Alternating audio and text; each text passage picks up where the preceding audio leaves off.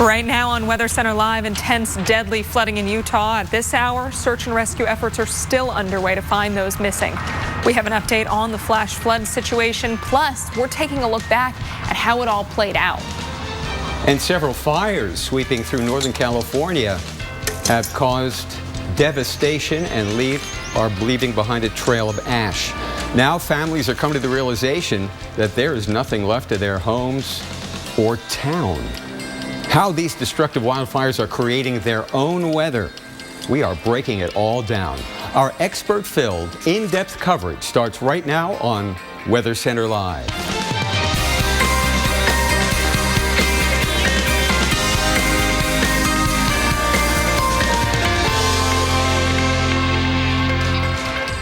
Thank you so much for joining us on a Tuesday afternoon. I'm Dave Schwartz. And I'm Alex Wilson. We're going to take you to California for more on the destruction due to fire, but we have to begin with the flooding devastation in Utah. I want to break down some videos stemming from that deadly flash flooding hitting southern Utah overnight, and you can see these streets in what is likely a residential or commercial area. These are towns where people live, and these streets have turned into rivers, fast-moving rivers, so they're trying to get these women out of this car, but notice it's hard to stand with this water moving so quickly. None of these people was hurt, by the way. That is... And the cars in which the deaths occurred will not be shown on the Weather Channel. Right. We've got at least 9 people killed when flood waters washed away 2 vans. There are 4 people still missing. It was 1 to 2 inches generally of rain in less than an hour that caused all this flooding. But the flash flood, the debris flow originated from Short Creek, and that flooded Highway 59. And the water came up so quickly. The creek rose 3.5 minutes in less than 20 minutes, and a second wave hit after that. Yeah, and look at this. Once again, that just raging water. It's carrying debris, and in this case, it's also carrying a car. Again, this is not that video that shows the cars where the people were unfortunately killed, but I mean, you can just see how fast this water is moving and how much of the water there is. Right, you can see why you don't want to drive into floodwaters. God forbid something happens to you just like that. Well, Hilldale, Utah is an extreme southern Utah, and there are hills and there are dales. Let's check in with Alex. Well, we're going to show some of the radar images from yesterday during the afternoon, and there's going to be 2 rounds of heavy rain. This is 11 o'clock Mountain Time where we start. You're looking at the Utah-Arizona state line area.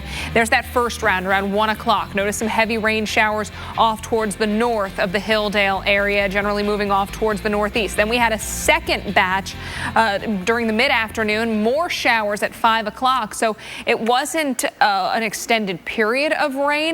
Rather, some very heavy rain over some mountainous terrain. Now, Dave, you mentioned there are hills in the area, so when we look at this 1 to about 3 inches that fell in and around the Hilldale area, it came from those higher peaks and all washed down towards those lower elevations. Unfortunately, that appears to be where most of the people were, where most of the roads were. And here's some of the pictures coming out from southern Utah. This looks like a river of chocolate, but unfortunately it is the mud and the debris picked up by this rushing water, Dave. Yeah. Thank you, Alex. And you know, it's pretty scary. Yeah, let's show that video. This is, well, actually we don't know how deep the water is here, but it's deep enough to float a car. And that can quite often be as little as 2 feet of water. Of course, the speed has something to do with it too. So lifting the car reduces the weight of the car, and then the momentum that's transferred from the water to the car sends the car downstream. Did you know that nearly half of all deaths in flash floods are automobile related? Quite often, people driving into areas where they think they can cross, and then boom, something happens. Water's heavy. It flows downstream, typically 6 to 12 miles per hour, except in that case, where there was a steeper incline and it was just moving fast, just all this mass just coming at us. Now imagine you're in a vehicle like that. The water's momentum is transferred to the car, and if the car turns sideways, parallel to the flow, you're putting up that much car to which the water has an impact. The car is displaced, The weight of the car is displaced as the water goes up, and then you are downstream. This is a very kind of fun-looking animation because that automobile is just bobbing. But we saw what happens when that water is moving. Alex, it's a dangerous thing. It is, and we've got more flash flood warnings out right now as showers and thunderstorms continue across parts of the west. Notice the rain through southern Nevada, southern California, into northwestern Arizona and throughout the state of Utah, where we've seen thunderstorms around Salt Lake City. But we take you back down towards that southern Utah, northern Arizona area where we've got a flash flood warning for Garfield and Kane counties. This includes Big Water, Henryville, and Tropic.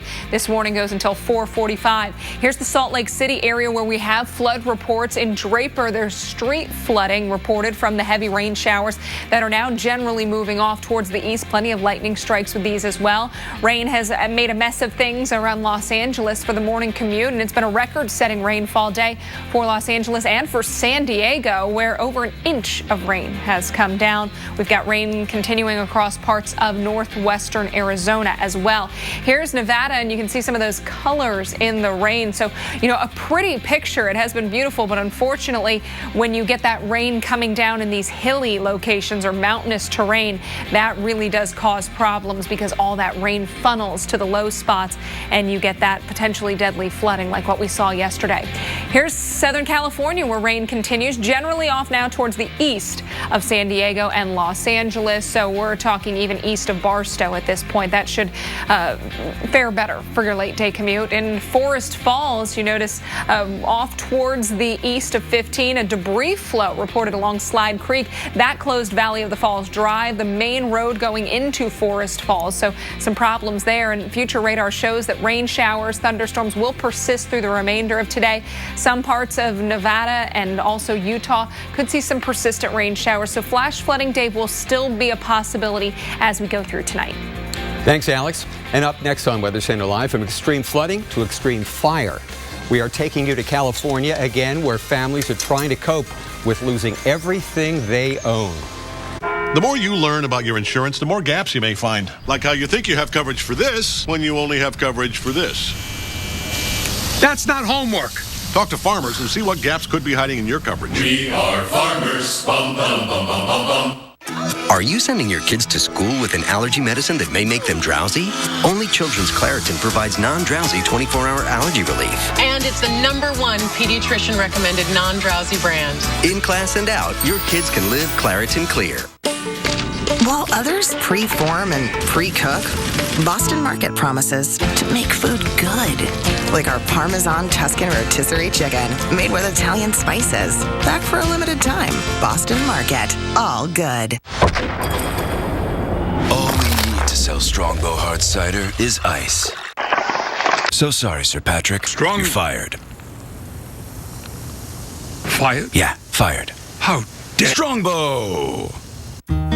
Balance. It's just as important for our companions' lives as it is for ours. It's finding the right ratio of work and play, rest and reflection, giving and receiving.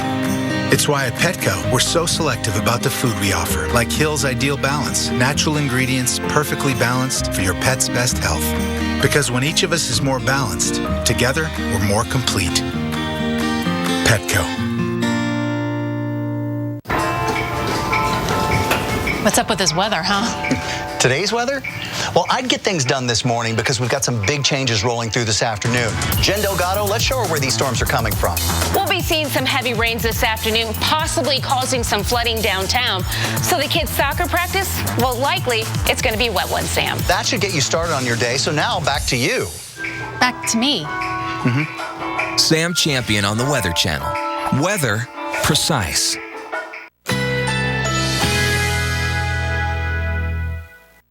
Currently in our area, 87 degrees, under mostly cloudy skies.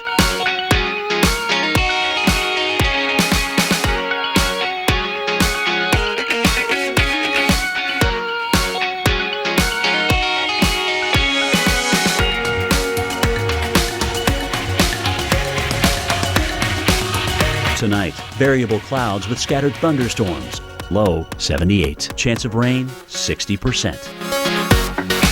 Wednesday, thunderstorms, high 85. Chance of rain, 80%. Wednesday night, thunderstorms likely, low 77. Chance of rain, 80%. Here's our 7-day outlook.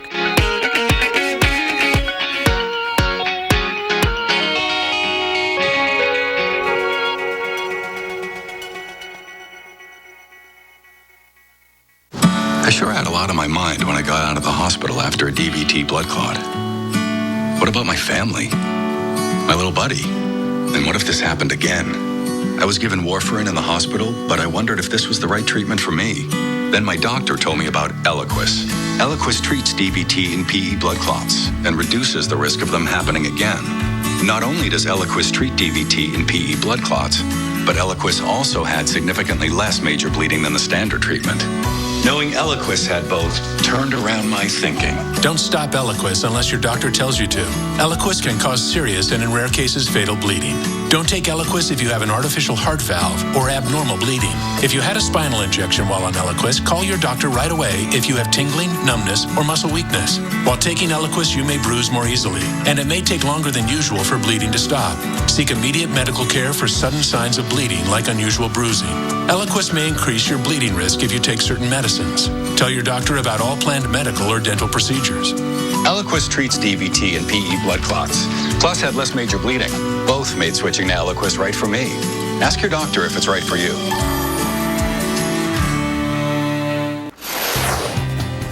Let's now get to the latest on the Valley fire. This one has grown exponentially now, at least at this point.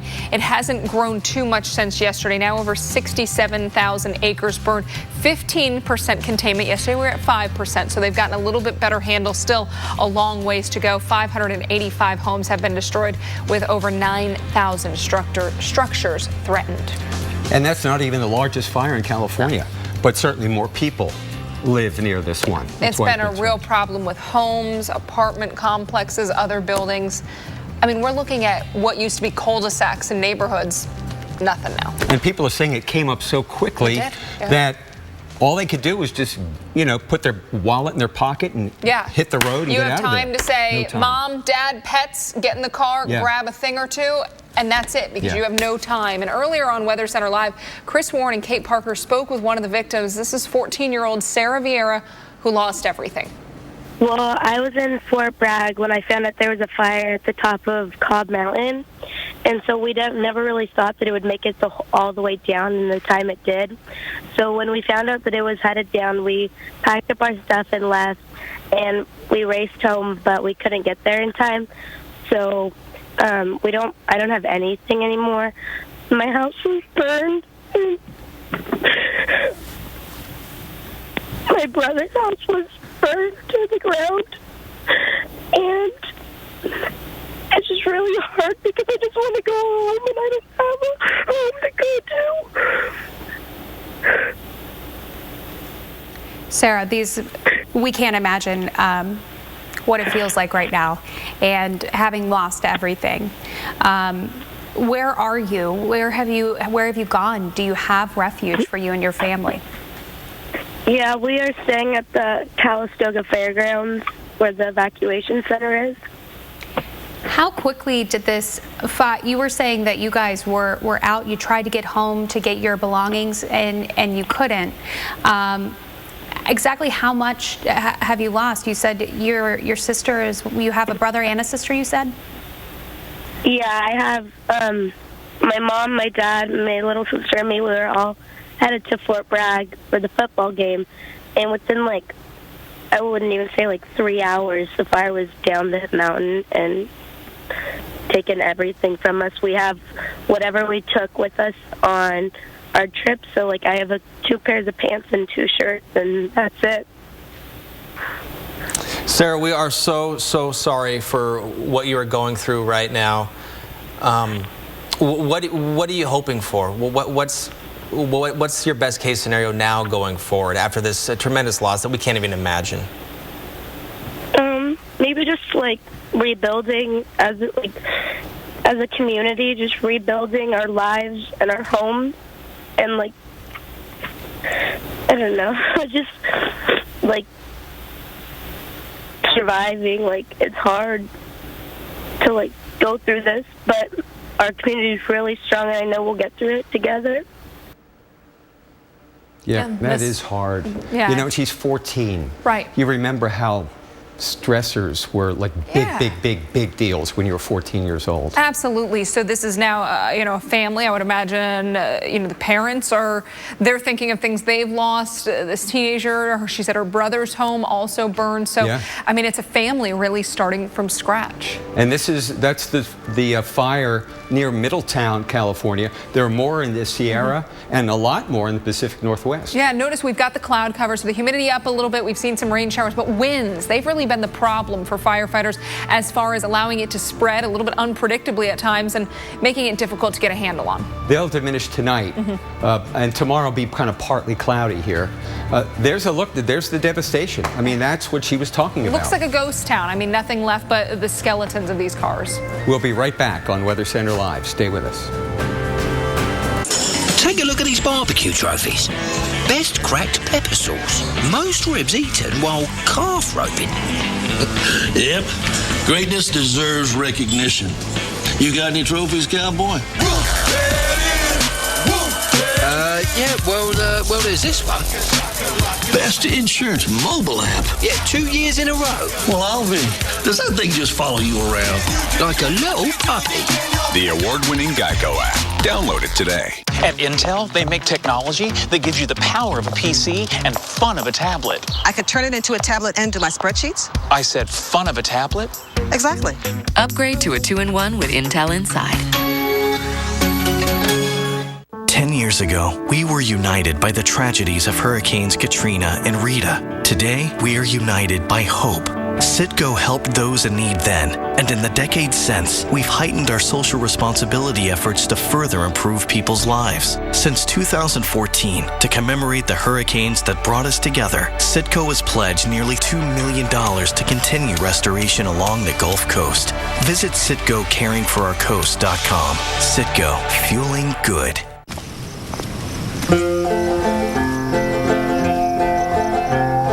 Turning in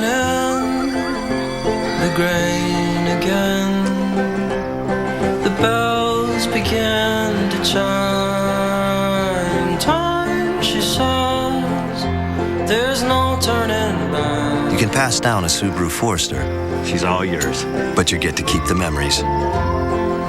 Love. It's what makes a Subaru a Subaru. My name is Lee Kaufman, married to Morty Kaufman. Now that I'm getting older, some things are harder to do. This is not a safe thing to do. Be careful, babe. There should be some way to make it easier. Let's open it up and see what's cooking in I it. like that. Look at this. It's got a handle on it. I don't have to climb up. This yellow part up here really catches a lot of the dust. Did you notice how clean it looks? Morty, are you listening? Morty? I'm listening, I want dear. you to know. What's up with this weather, huh? Today's weather?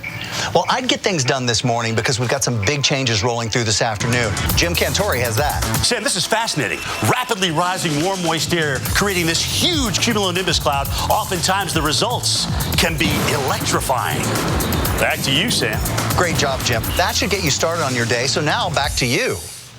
Back to me. Sam Champion on the Weather Channel. Weather Precise. At the Watershed, we believe in recovery. We believe that every alcoholic and addict deserves the opportunity to be healed. Our team of addiction professionals will address the underlying causes of your addiction while treating you with dignity and respect. We've helped thousands of patients recover from this seemingly hopeless state of mind and body. Addicts can recover. Addicts do recover. No matter how hopeless the situation seems, the time to get help is now. Call the Watershed today. Miracles happen daily in Delray at Milagro Center. We help enrich the lives of local children and teens through art education, academic support, and mentoring. And now you can be part of the miracle. Whether you become a mentor, teach an art or music class, organize a fundraiser, or simply make a donation, you'll be making an extraordinary difference in the life of a child. To find out how you can help Milagro Center, call 561-279-2970 or visit milagrocenter.org.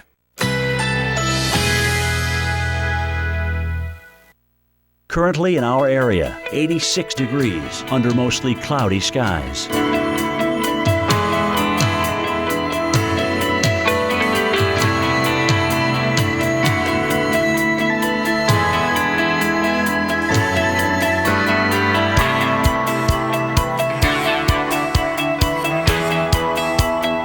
Tonight, variable clouds with scattered thunderstorms. Low 78. Chance of rain 60%.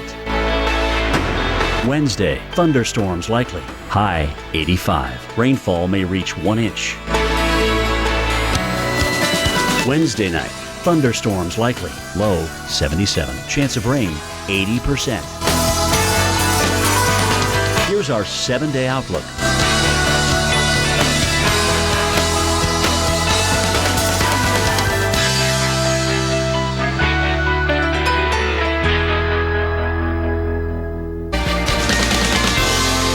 You're watching Weather Center Live, and right now we want to get you to the lab for some expert analysis about something that developed in a place you might not expect it to have. Yeah, Dr. Forbes is breaking down something that we would say is pretty cool. Yeah, and I'll give you a little bit of a clue. We've had probably more water spots this year than we've had tornadoes. Now, I'll talk about a tornado threat later on in the week, but this was a water spot, which is a tornado over water, not in Florida, but Milford, Connecticut. Take a look there. That is pretty unusual on Sunday. It's spinning counterclockwise. They don't always do that. It's churning up. Its winds are churning up the water that kicks up a spray, and that's what you see sometimes as the funnel that goes up off of the water. It's not literally sucking up the water. This one came on shore to toss some trash cans around, and you'll see here coming up in the video, probably even tossed a surfboard around. Now, Connecticut, the waters off of Long Island Sound there are kind of cool, and so you don't usually see very many water spots. I can't remember any from the Connecticut area, but we did have a cold pocket loft coming across. That was adding to the instability. We'll have another one of these cold pockets that's coming in for the next several days, and that could mean a tornado threat. Today, it's mostly giving heavy rain across parts of the west in spots. By the time we get into tomorrow, we'll begin to add to that moisture. A couple lows pushing east along the stationary front. A little bit of cooler, moist flow that'll come up into the Montana area. Maybe, given the stronger upper dynamics, will be a little bit of severe weather there. Look how the jet stream pulls apart. You pull your hands apart in the bath water, water rises up. In this case, air rises up and helps generate that low. So tomorrow, spotty severe thunderstorms along the frontal zone there in Minnesota, North Dakota, and Montana. Tornado threat goes up a little bit, though, on Thursday. We continue to feed that Gulf of Mexico moisture northbound. The eastern edge of Wisconsin there, that's not true Gulf of Mexico moisture, so maybe not quite as unstable. There's that splitting jet stream again, cold front driving east, and so with that frontals triggering eastern part of Minnesota down into Iowa and northern Missouri, western and central parts of Wisconsin, a little bit of upper Michigan, that threat for hail, damaging winds, and even isolated tornadoes. Yes, I've given a Torcon a 3 there, southeast Minnesota, western Wisconsin, down into northeast parts of Iowa, and then a wave of low pressure comes out of northeast parts of Kansas up into Iowa on Friday while the front stalls out. So severe thunderstorms along that frontal zone anywhere from Michigan to Oklahoma, but a somewhat heightened tornado threat with a surface low rolling across Kansas. Will be a little bit of a spin along that frontal zone. So I've given Torcons there of 4 for south central southeast Iowa, northwest parts of Illinois, northeast parts of Missouri. So be on the lookout for that. It's been quite a while since I've given a Torcon value of a 4, and we're running only about 25% thus far in the month of September of tornadoes. I think that count is going to go up, though, so stay tuned to the Weather Channel. We'll keep you up to date.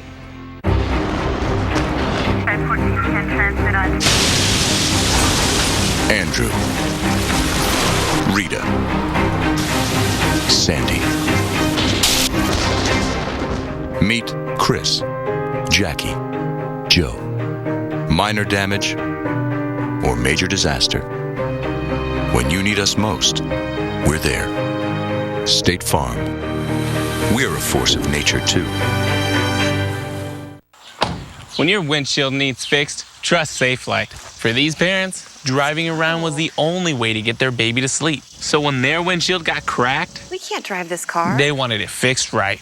so they scheduled with Safelite. Our exclusive TrueSeal technology means a strong, reliable bond every time. At Safelite, we stand behind our work. Night-night, little buddy. Because the ones you love sit behind it.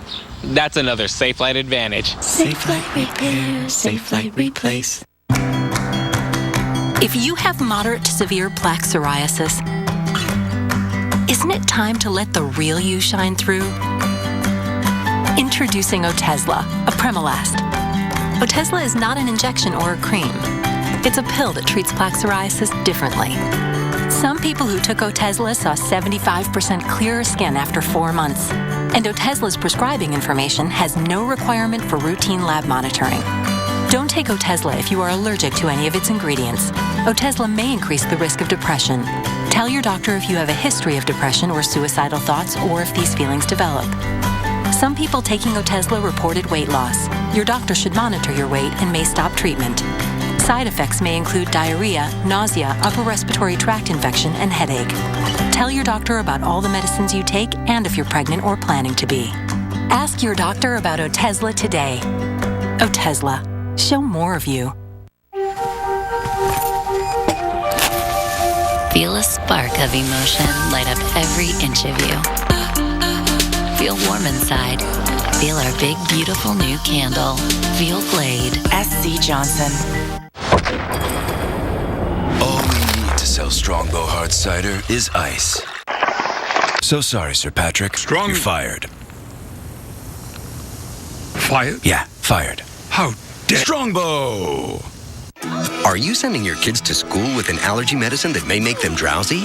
Only Children's Claritin provides non-drowsy 24-hour allergy relief. And it's the #1 pediatrician recommended non-drowsy brand. In class and out, your kids can live Claritin Clear.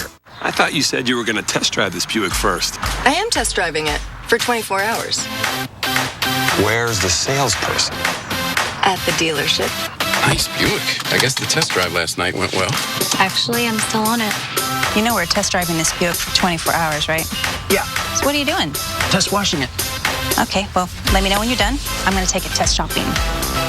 Introducing the Buick 24 Hours of Happiness Test Drive. It's on your terms and a better way to take a test drive.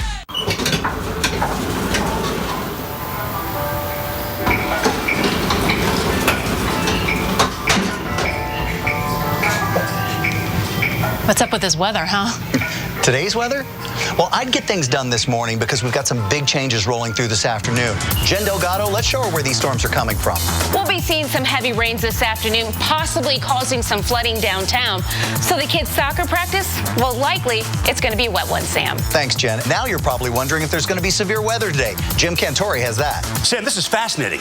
Rapidly rising warm, moist air creating this huge cumulonimbus cloud. Oftentimes the results can be electrifying. Back to you, Sam. Great job, Jim. That should get you started on your day. So now back to you. Back to me. Sam Champion on the Weather Channel. That was really cool. Weather Precise. How to make an awesome weather science show. Take 3 scientists, add the forces of nature, mix in some crazy experiments, lit my hand on fire, and then... Who said science isn't fun? 3 scientists walk into a bar. Bottoms Up, October 4th on the Weather Channel. And join the community now on Facebook.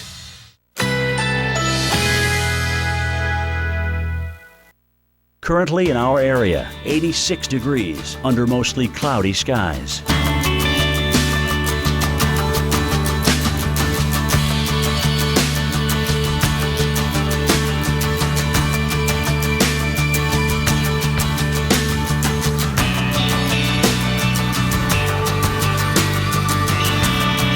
Tonight, variable clouds with scattered thunderstorms. Low 78. Chance of rain 60%.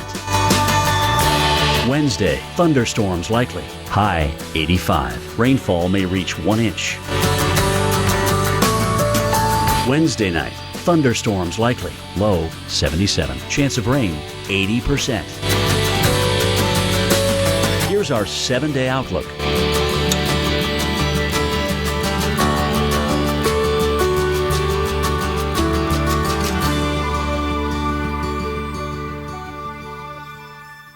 We're geeking out on what's happening in weather, how it happens, and why it's so freaking cool. Weather Underground, weeknights at 6 on the Weather Channel. Welcome back to Weather Center Live. We're getting in more dramatic images from Hilldale, Utah. The National Weather Service says there were radar estimates of up to 3 inches of rain in under 2 hours. Now at least 9 people are confirmed dead. Authorities are saying 16 women and children. They were traveling in 2 vehicles when those vans were caught in the raging floodwater. Rescuers are still looking for 4 people who are missing. The floodwaters were generated by heavy rain in the canyons above Hilldale. It is 30 minutes past the hour here on Weather Center Live. We thank you for staying with us on this Tuesday. I'm Alex Wilson. And I'm Dave Schwartz. Well, we want to get you caught up on the latest in Hilldale, Utah by taking you back to yesterday. But first, earlier this afternoon, officials held a press conference in Hilldale, Utah to update the search and rescue efforts there. About 5 o'clock, then as this had burst over the canyons, there was a couple of families up in Maxwell Park that had just been up there for the evening. And as they came down out of the canyon, there's one road out, Canyon Street, and there is a crossing there that was flooded. And they had stopped there because they couldn't cross. And so they had stopped and had got out of their vehicles, were watching the flood.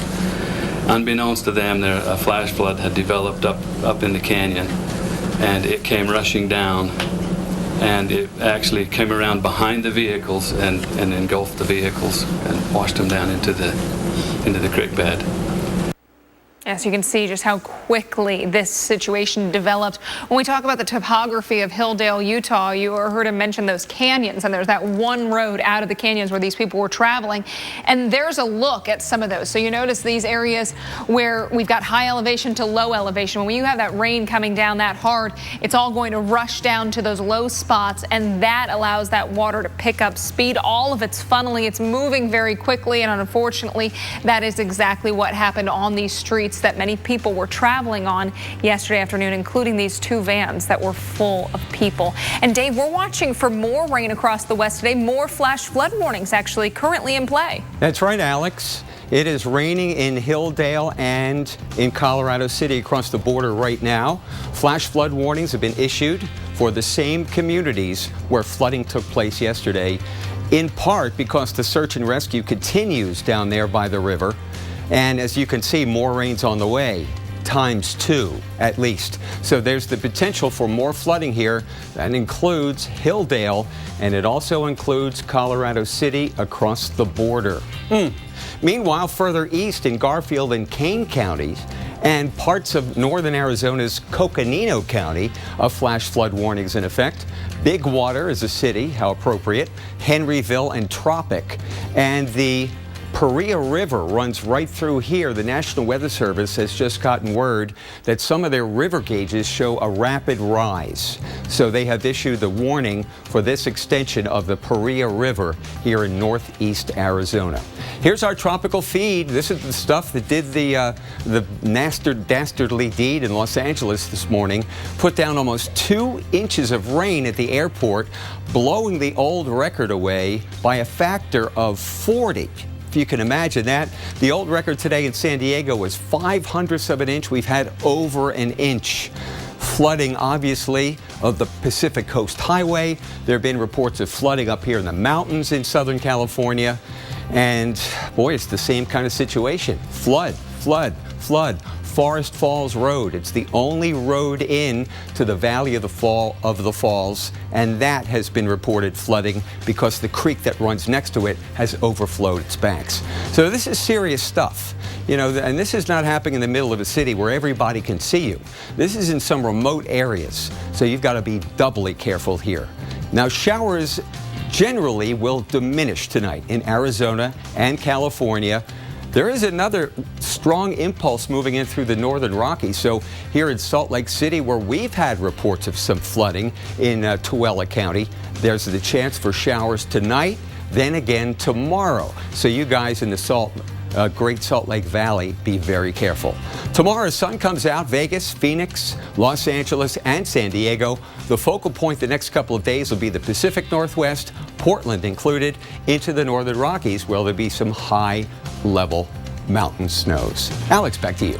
And when we mention the risk of flooding, as Dave talked about earlier, you got to talk about the power of water. You can't underestimate it. It does not take a lot of water to cause a lot of damage. 6 inches, half a foot of flowing water, that's all it takes to knock you off your feet. So that's why if you find yourself in moving water, it can be very difficult to stay upright and regain control. 2 feet of flowing water, that's able to float a vehicle. If it's moving, it's going to carry it right downstream. And think about this, and Dina, our awesome weather producer, also thought of something. You know, I say think of when you're driving at 4 miles an hour, but think of the treadmill setting. I mean, 4 miles an hour, I can do that, and I'm not a runner. That's enough speed for water to do damage or destroy a home. So that water does not have to be moving quickly. It's power walking speed, and that can really cause problems on big structures, Dave. Yeah, Alex, quite often we think of water as being soft, but it is powerful, and so is fire. Total devastation. The raging Valley Fire sweeping northwest California. Crews have had a tough time controlling this fire that sparked Saturday afternoon. The flames, fueled by 30-mile-an-hour winds and dry brush, the perfect prescription. Today, there's a bit of progress reported from the fire lines. Authorities say that the fire is now 15% contained. That's not much, but it's something. And as we look at more dramatic images of intense flames engulfing the town of Middletown, 30 miles north of Napa Valley. 62,000 acres burned. Another report of 67,000 acres, but what does it matter? 600 homes and other buildings have been destroyed, and a 72-year-old retired school teacher lost her life. So that's the fire. That's northwest of Napa, north of Santa Rosa, certainly north of San Francisco and Marin County, where there's no smoke in the sky. But this thing really took off. It started, or was first detected, Saturday afternoon, and then by Saturday night at midnight, 30,000 acres had already burned. And then up till now, double that amount to 60-some thousand acres. Wildfires, be careful and don't set one, even by accident. Back to you, Alex. And you know, you're so right. You have to be careful when it's dry out there, because these fires can get started and they can cause some big problems. All right, well, we were going to look at how weather can create, or wildfires can create their own weather. Really interesting stuff. You get these fires, they're letting off heat. They're also burning trees, and that releases moisture. We've got that warm air that rises, Dave, and as you get clouds, you get rain, which is good for the fire, but lightning and wind, which is not. Dave. All right, thank you, Alex. You know, we had, we got Mike Bettis, and he's going to tell us what's on Weather Underground tonight? Mike, you there? Dave, you goofball. I'm right here. Hey, appreciate it, Dave. We've got a lot coming up on the show tonight on Weather Underground. Of course, been talking all day long about the flash flooding across much of Arizona and across Utah. Our team has heavily focused on those horrific scenes from Utah where that has killed now 12 people and left 1 other missing. We're looking at the forensics of what happened, the warnings that those in the area received, the topography of the region, the step-by-step analysis of the radar images showing how much rain fell and when. Also, it does rain in Southern California, but this will barely register on the drought monitor. Winter weather expert Tom Nizzle is going to drop by our little weather cave here. He's going to explain why snowpack is more effective than rain, that we can expect a little bit more this winter too. El Nino could really be a benefit. Speaking of stopping by the weather cave, our own Marshall Shepard will be joining us as well from Weather Geeks. We'll see you then, guys. Yeah, we're excited. We're looking forward to it, and we're going to have much more. We're going to finish off our last few minutes after your local on the 8s.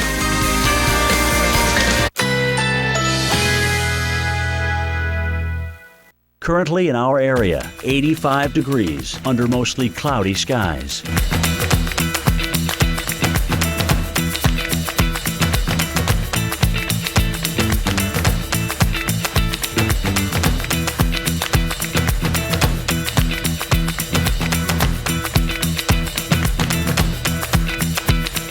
Tonight, variable clouds with scattered thunderstorms.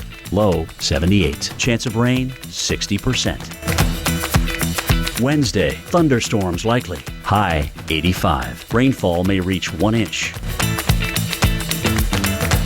Wednesday night, thunderstorms likely. Low 77. Chance of rain 80%. Here's our 7-day outlook.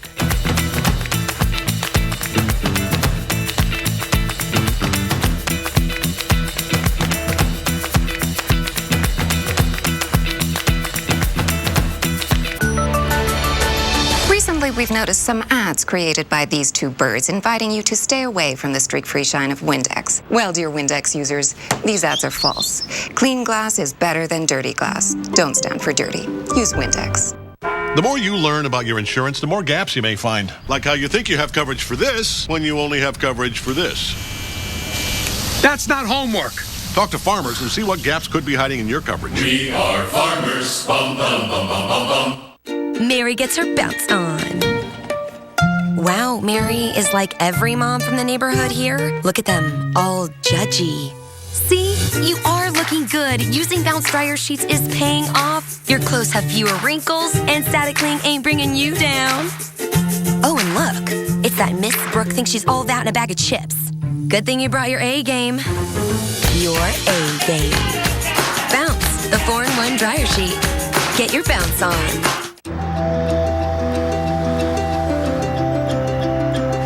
Who needs a witness when you set the world in motion?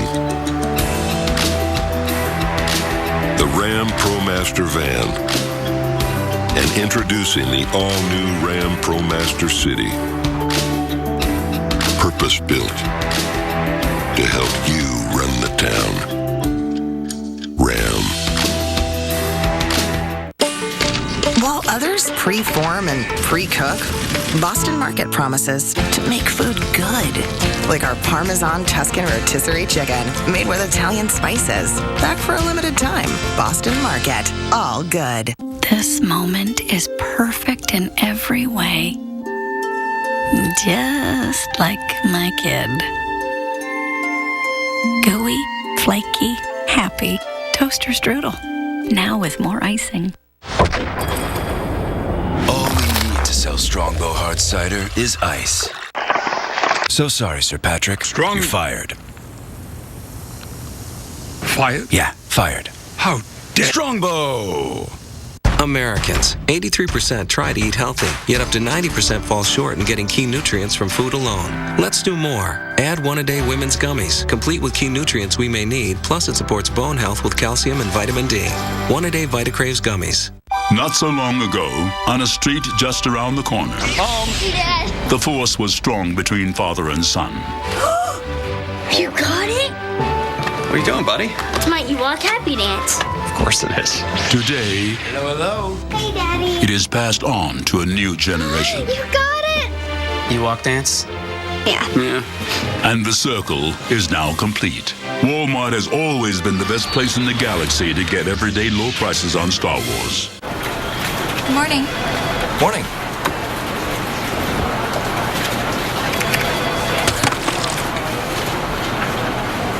No. WeatherTech floor liners are created to be the ultimate vehicle floor protection in the world. Designed with channels to catch and hold spills until you wash them away. Go to WeatherTech.com and order your perfect fit floor liners today. The most advanced floor protection for your vehicle is at WeatherTech.com. Staying in there. Hello, Miami, Florida, home of the Florida relatives.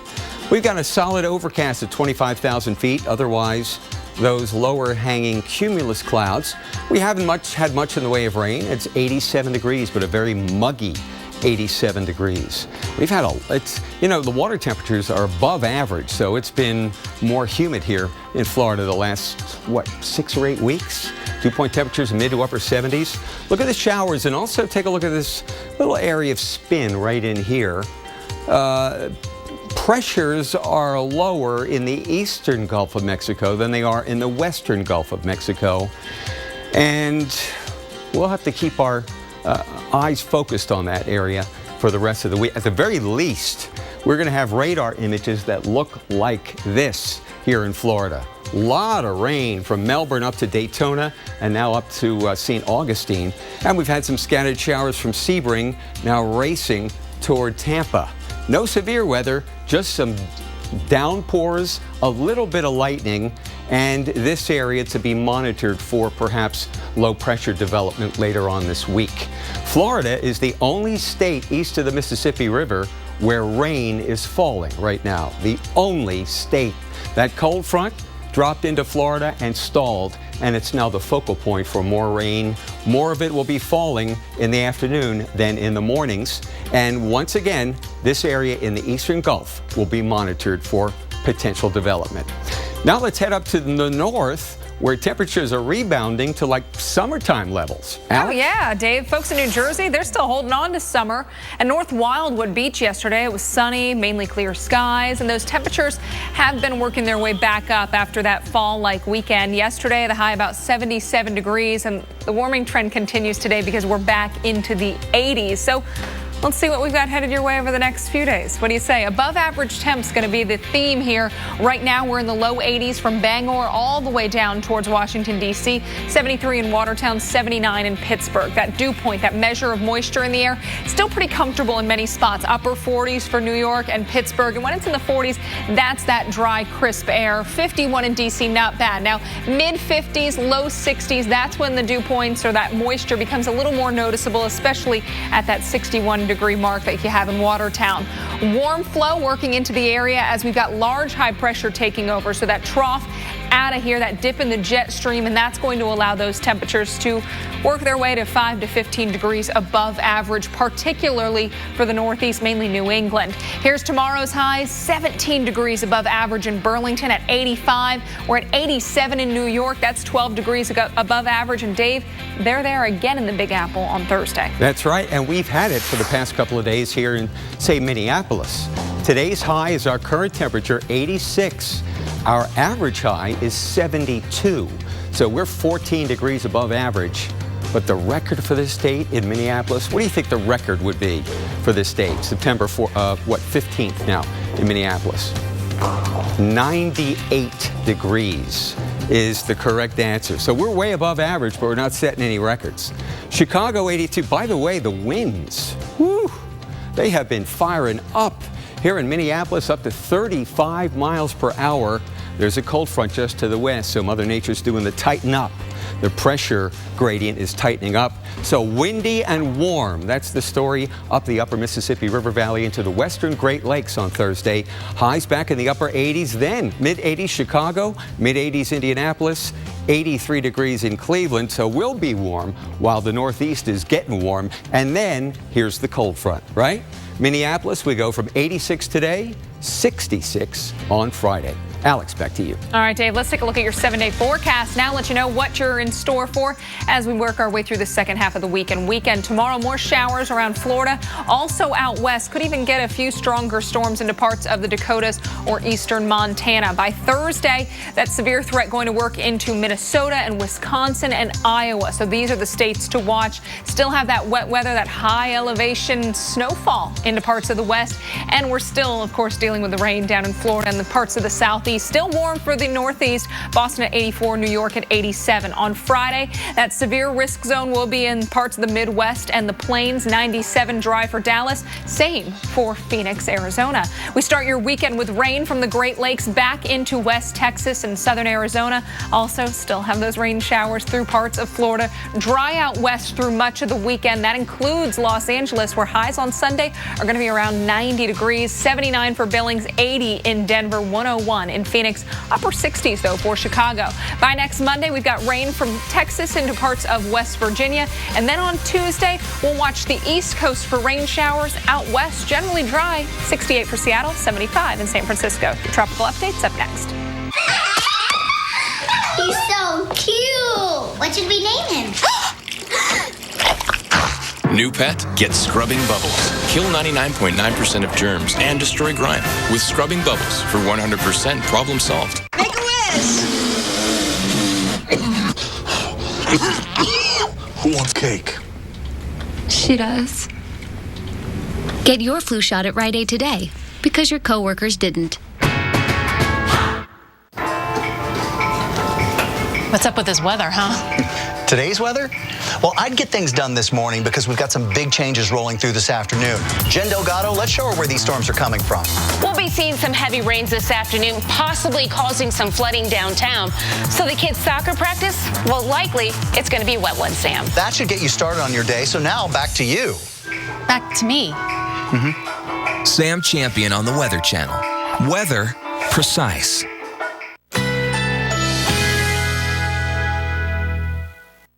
Currently in our area, 85 degrees under mostly cloudy skies.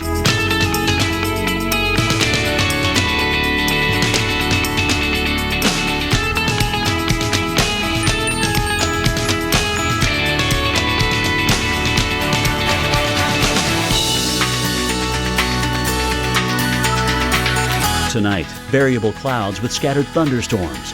Low 78. Chance of rain 60%. Wednesday, thunderstorms likely. High 85. Rainfall may reach 1 inch. Wednesday night, thunderstorms likely. Low 77. Chance of rain 80%.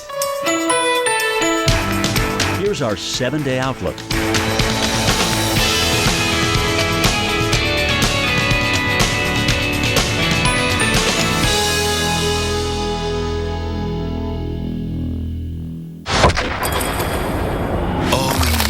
Strongbow hard cider is ice. So sorry, Sir Patrick. You're fired. Fired? Yeah, fired. How dare... Strongbow! Are you sending your kids to school with an allergy medicine that may make them drowsy? Only Children's Claritin provides non-drowsy 24-hour allergy relief. And it's the #1 pediatrician recommended non-drowsy brand. In class and out, your kids can live Claritin Clear. Did you know only 1% of supplements have earned the USP mark? An independent certification for quality and purity. I recommend Nature Made because they've earned the most of any brand. Nature Made, the #1 pharmacist-recommended fish oil brand. 10 years ago, we were united by the tragedies of Hurricanes Katrina and Rita. Today, we are united by hope. Citgo helped those in need then, and in the decades since, we've heightened our social responsibility efforts to further improve people's lives. Since 2014, to commemorate the hurricanes that brought us together, Citgo has pledged nearly $2 million to continue restoration along the Gulf Coast. Visit CitgoCaringForOurCoast.com. Citgo, fueling good. What's that? Oh, wow. Hello, humans. Focus on me. Focus on the guard. Don't tell anyone what you've seen in here. Have you seen what's in there? They have Intel. Experience what's inside. So I heard about that new offer from AT&T and DirecTV. But they still lock you into a 2-year contract. That could cost you over $2,600, all for temperamental satellite TV service. AT&T and DirecTV call it a new offer. But it's just the same old thing. Don't fall for AT&T and DirecTV's latest offer. Only Xfinity delivers the fastest internet and the best TV experience with X1. You know me as Nota Begay III, golf analyst for NBC Sports and Golf Channels and founder of the MB3 Foundation.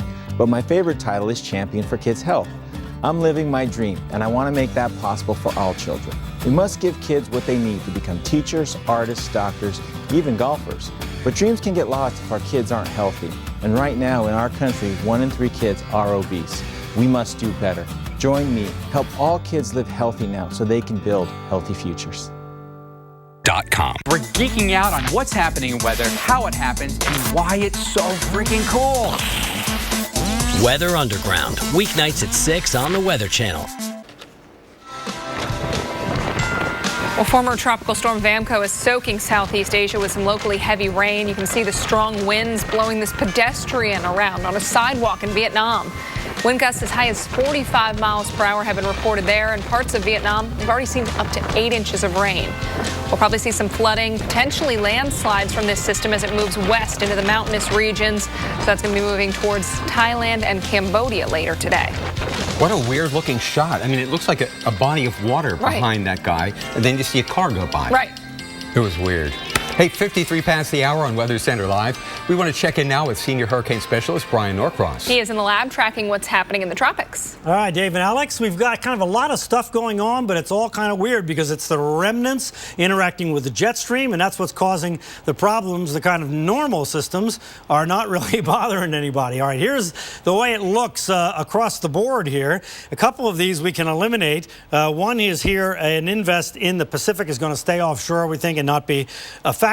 Another is this area we've been watching in the western Gulf of Mexico, and it's actually just kind of dying out, although bringing a lot of rain to Mexico. Another area to watch here that Dave was talking about, the former Grace, again, a former system, and then these couple of invests out here in the Atlantic. But we're going to start with what's going on here in the southwest, which started out as Hurricane Linda. It was a big storm, Category 3 hurricane. We're a week ago now, last Tuesday, and we said, oh, this might bring some moisture to the southwest as some of that gets pulled in there, but generally not as big a deal was the idea at that time, but we didn't think this was going to go on for another week. So here's what happened. So starting there on Tuesday, now we go through Wednesday, and here's what happens on Wednesday is the system kind of moves to the north, and the moisture begins to get pulled in to the east there by the subtropical jet streams, kind of what we expected about that point. Well, then there's something wrong with the satellite here, but I'm tracking here Linda. So what happens, we got to Friday, is some of this moisture starts to get pulled north because we have a dip in the jet stream coming along out there on Friday. And then we get to Saturday. So Linda moves offshore. Now the moisture is really kind of building to the north. And as we get moisture farther north, then it can get shunted off to the east. And indeed, as we got into Sunday yesterday, or day before yesterday, that's what happened. We started to get this rain there in Utah, and I want you to watch right in there and watch a little swirly kind of come along and go through there, kind of enhance it. Watch that. See that go by? When those things go by in the jet stream flow, you can actually get an enhancement of the rain. And so there we are earlier today, more rain up there in Utah, and this very strange rain down here in California, Southern California, the second wettest day in September in LA, and the record's going back more than 100 years. And it takes the remnants of some kind of tropical system and the jet stream at the same time, both coming together to get that kind of rain in the south, where in California, Southern California especially, exceptionally heavy rain in September. So anyway, that's what happened with that. And this is still going on. The rain spreading up into Las Vegas and points north. Okay, now what's going on in Florida? This again is the remnants of Grace, and you can see kind of a shape like that. That's the tropical wave moving on through. It's actually cleared Miami, although there's still some rain in the area there, and normally they kind of keep going, but not this time. This one's going to get trapped and involved with this old front that's sitting across Florida and hang around here through the week. So the rain is going to continue this week into the weekend. By next week in Florida, it looks like things will improve. Okay, now off to the East Atlantic we go, and here we have an invest. This one, 30-mile-an-hour winds. You can see not very well organized. National Hurricane Center says still a 60% chance of it developing into a tropical depression or tropical storm, but it's moving on off to the north and not going to be a factor. Behind this one, we have one that came off of Africa. It, again, does not look very organized, not as good as it did. It's moving not quite as much northerly, but all the models are indicating it's going to go in that direction with an 80% chance that this is going to develop into a tropical depression, a tropical storm according to the Hurricane Center. And there it goes. And its thinking is it's going to kind of bend to the north and not be a factor. All right, on this date, a couple of things to remember. One is the Great Atlantic Hurricane. It was named when it was a Category 4 north of the Bahamas. It came ashore in Rhode Island. It was a big deal in New Jersey and throughout the Northeast. Came ashore at 100 miles an hour. And a storm came ashore south of Miami on this date in 1945. 130 miles an hour, kind of a forgotten hurricane. All right, the big Weather Underground show is next. See you tomorrow. Currently in our area, 85 degrees under mostly cloudy skies.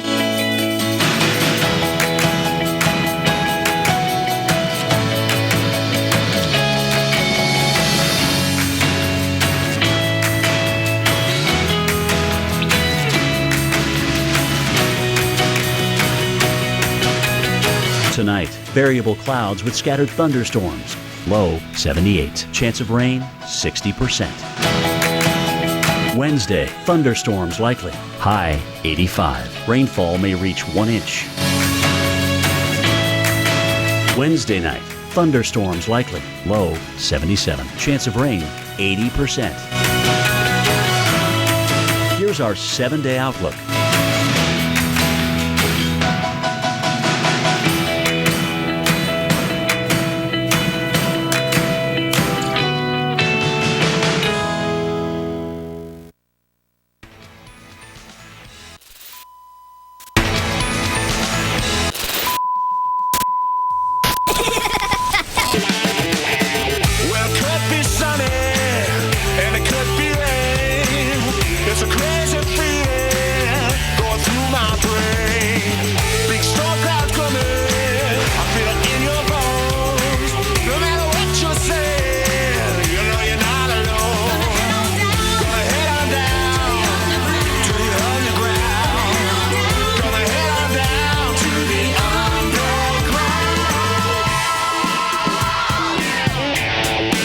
All right, welcome in, everyone. Glad you could be with us right here on Weather Underground. Sarah Dillingham, Carl Parker in the house. I'm Mike Bettis. We've got a lot to talk about tonight and a full house of experts, by the way.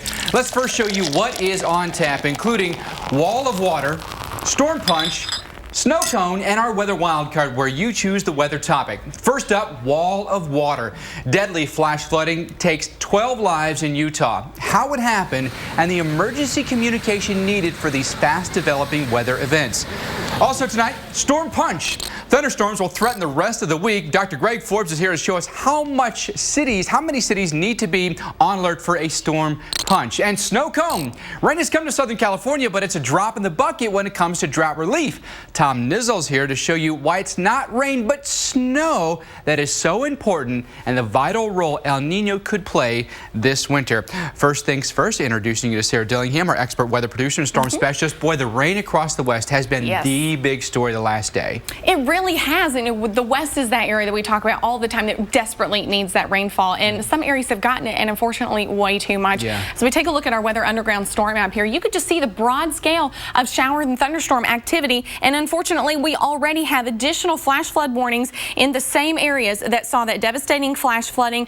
We have flash flood warnings for Mojave County until 7:30 p.m. Mountain Time. That does include the Colorado City area, as well as Washington and Kane counties, also until 7:15 Mountain Time, and that does include the community of Hilldale. That, guys, was just hit so hard with this devastating flash flooding. Just such a sad scene there. Incredibly devastating, and it happened just so quickly. We're here with storm specialist Carl Parker right now. And Carl, before we get started, we certainly want to update you. We've obtained video of the vehicles that were swept away during flash flooding in Hilldale, Utah.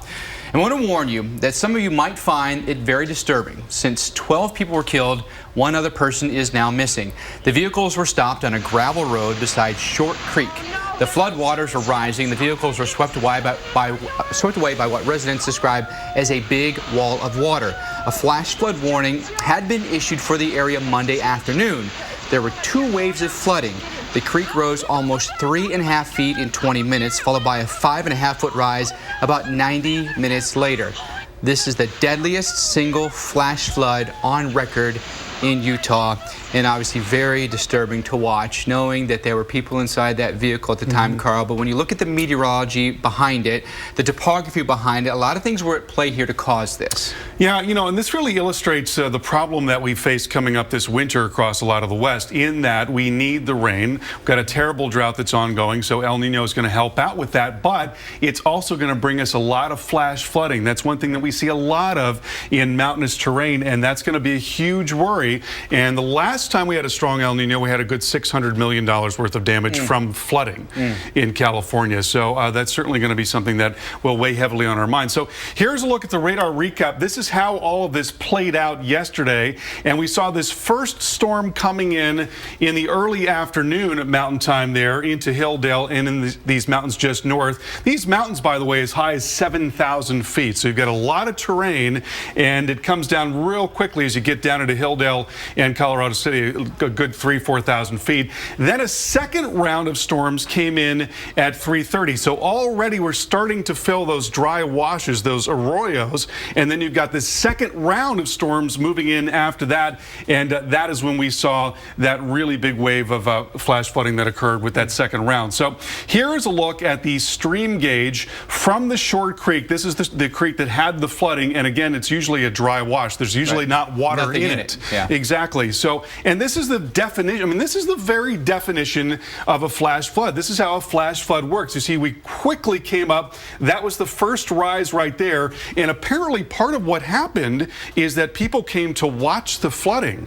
They went right up next to the flooding to watch it as it was starting to recede. And then you had this second, much more devastating round of flash flooding. And you see how quickly it came up there. And that was the water that came through and swept those vehicles away. It's just sad to consider. And a lot of these times when these things are dry, what comes at you is not just water. Oh, yeah. It's debris and it's trees and it's so much stuff, and it has so much force. Absolutely. And, you know, that's going to be an ongoing worry in this area. Now, there is rain coming in right now, as Sarah mentioned. It is slightly heavier. It's not incredibly heavy, but certainly we'll want to keep our eyes on it. There is a flash flood warning in effect there. And this is the model forecast showing you some additional waves of wet weather. But generally, it's going to be shifting farther to the north, more across parts of the northwest over the next couple of days. The pattern changing in that respect with the upper low sort of lifting up there. All right, we'll talk more about this throughout the next 2 hours here on Weather Underground. In the meantime, here's Sarah with more on Utah. Well, as we noted, 12 people are known to have died, and one is still missing following that devastating flash flooding yesterday. NBC's Leanne Gregg is in Hilldale, Utah, and she joins us now. Leanne, what can you tell us about how the search for the victims has been handled this evening? Hi, Sarah. Well, people have been out all day with heavy equipment. Hundreds of people have been coming to volunteer and try and look through some of these piles of debris that were left from the flash flooding yesterday. They just stopped a couple of minutes ago on the heavy equipment when the rains began. A flash flood warning is now in effect once again. So the place is very volatile, and they're looking for the person who remains missing. As you said, the death toll has risen now to 12 people. Yesterday, the torrential rainfall caused the flash flooding. 2 vehicles, an SUV and a van with women and children inside, had reportedly stopped to take a look at the rising waters after visiting the park when what was described as a wall of water slammed into them from behind and shoved them into the channel. And again, 12 people have died and 1 has been rescued, and the search continues for the others. Yeah, Leanne, that's just a tragic situation that's unfolded there. I'm not sure if you had a chance to speak to anyone on the ground, but how is that community feeling right now? I imagine pretty shocked. Well, it's been described to me as a divided community, 2 factions. Of course, this is where the polygamous sect leader Warren Jeffs called home, and he, of course, now is in prison, serving life in prison for child sexual abuse, for connections with marrying some of the underage women within his sect. Part of the community still rallies behind him, part of the community does not, but the people here are saying they are united in this tragedy and trying to recover the victims and unite in support for each other. Yeah, totally understandable, Leanne. All right, well, thank you so much for joining us, and we're certainly going to be following this event as it unfolds throughout the remainder of the evening, guys. All right, Sarah, thank you very much. Up next, just how frequent is a flooding disaster of this proportion? We discuss all the factors, including tropical moisture and the topography of Utah. And it's time for you to make your voice heard in our weather wildcard. 20 minutes left to vote in the topic you want us to cover. Here are your choices tonight. East heat, the summer temperatures are back. Stubborn Gulf, a look at the tropical system that won't go away. And Florida rain, South Florida preparing for what could be a drought buster. Vote right now, Twitter, Facebook, or Google+. Voting ends in just 20 minutes. Weather Underground will be right back. If the Dodge brothers walked into a dealership today, they'd be pretty impressed with what's become of their Maverick car company. With all the power, performance, and ingenuity. But knowing them, they'd insist on serving the donuts.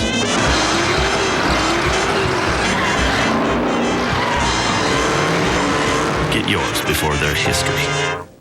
Are you sending your kids to school with an allergy medicine that may make them drowsy?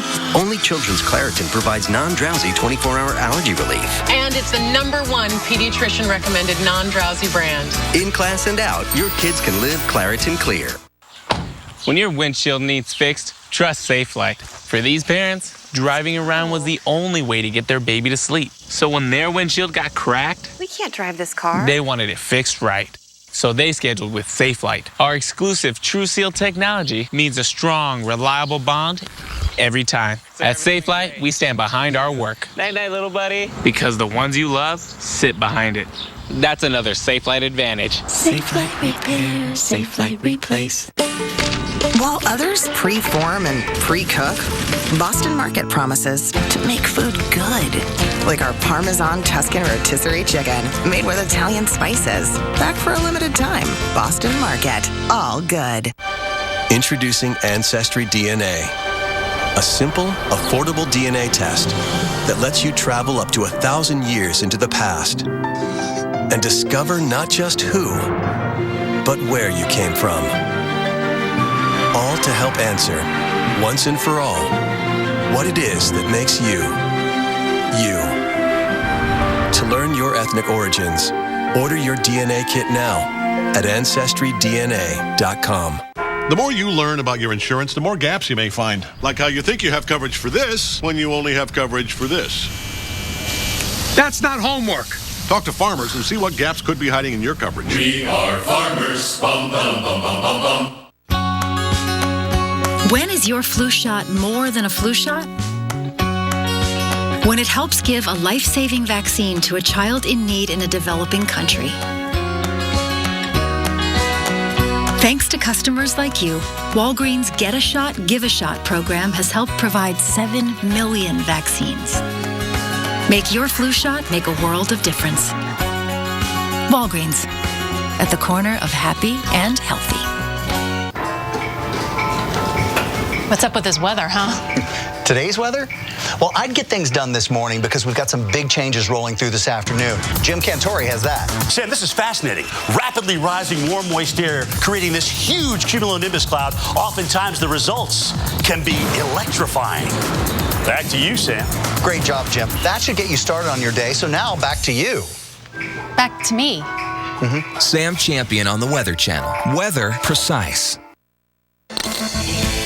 Welcome back, everyone, to Weather Underground. Incredible scenes from southwest Utah. People getting rescued after water almost submerges their car. Heavy thunderstorms producing torrential rain, and this was the unfortunate result. We still have issues that we're dealing with this evening. More thunderstorms have returned to the area. You can see those on the radar right now, including around Colorado City and Hilldale, where we had the horrific scenes yesterday of the deadly flash flooding. Multiple areas, including Kane and Washington counties, where we have flash flood warnings right now. A lot to talk about here, and joining us once again, Carl Parker, Sarah Dillingham, and joining us from Boulder, Colorado, is meteorologist Bob Henson from Boulder, Colorado this evening. Bob, you've seen the scenes. You know the issues that we have here. How much, I want to ask you this, how much does the arid climate of this area and how much does drought play a role in how big flash flooding events can be? Well, drought can certainly exacerbate a flash flood if the land has simply been hardened and can't soak up any of the moisture flowing over it. I don't know for sure in this circumstance whether it made a big difference because we're talking about rainfall amounts of 2 inches in a relatively short time over some pretty steep terrain. So I think, drought or not, that would be pouring and concentrated into a pretty intense flash flood in that kind of terrain. And Bob, we know that this particular area in Washington County, they're no stranger to flash flooding. And I mean, when you live in an area like this, I'm sure you have a sort of a heightened sense of awareness, I would think. But I mean, do some people perhaps have the opposite reaction where they might think it's not so serious every time it happens? I think it's probably a split. Either if you're completely unfamiliar with an area, you might wander in unknowingly and get in trouble with the flash flood. The other end of that spectrum is maybe you've been in an area so long and you think you know it so well that you don't expect that once in a 100-year event to come along, and then it takes you by surprise. And that may be what happened here. We don't know the unfortunate folks who died, whether they were longtime residents or not. But I think either way, it's very easy to underestimate the power of water and how it can change in a really short time. Inevitably, the question will be asked, Carl, what kind of role does a changing climate play in a situation like this? Yeah, you know, Kevin Trenberth is a scientist at UCAR, and I think the way that he put it is really instructive. He said in a paper that the question of whether or not an event is caused by climate change is really the wrong question. In fact, what we should be talking about is every event being affected by climate change to some extent, because the atmosphere in which the storms develop is warmer than moisture than it was in 1970, and that's leading to about a 5 to 10% increase in the amount of rainfall that we get, and we're seeing a definitive increase in extreme precipitation events as well. And when you think about what's going on, if the planet's warming and it's 70% covered by water, you're evaporating more water from the ocean. So where you get these narrow channels of moisture moving over land, you're going to have more moisture coming into the land, therefore more rainfall and more flooding. Higher concentrations of rain, Bob, in places where we don't normally see them seems to me to be a recipe for disaster, and it's playing out. How do we educate residents? How do we mitigate the problem? You know, we had a terrible flood, flash flood in 1976 in Colorado.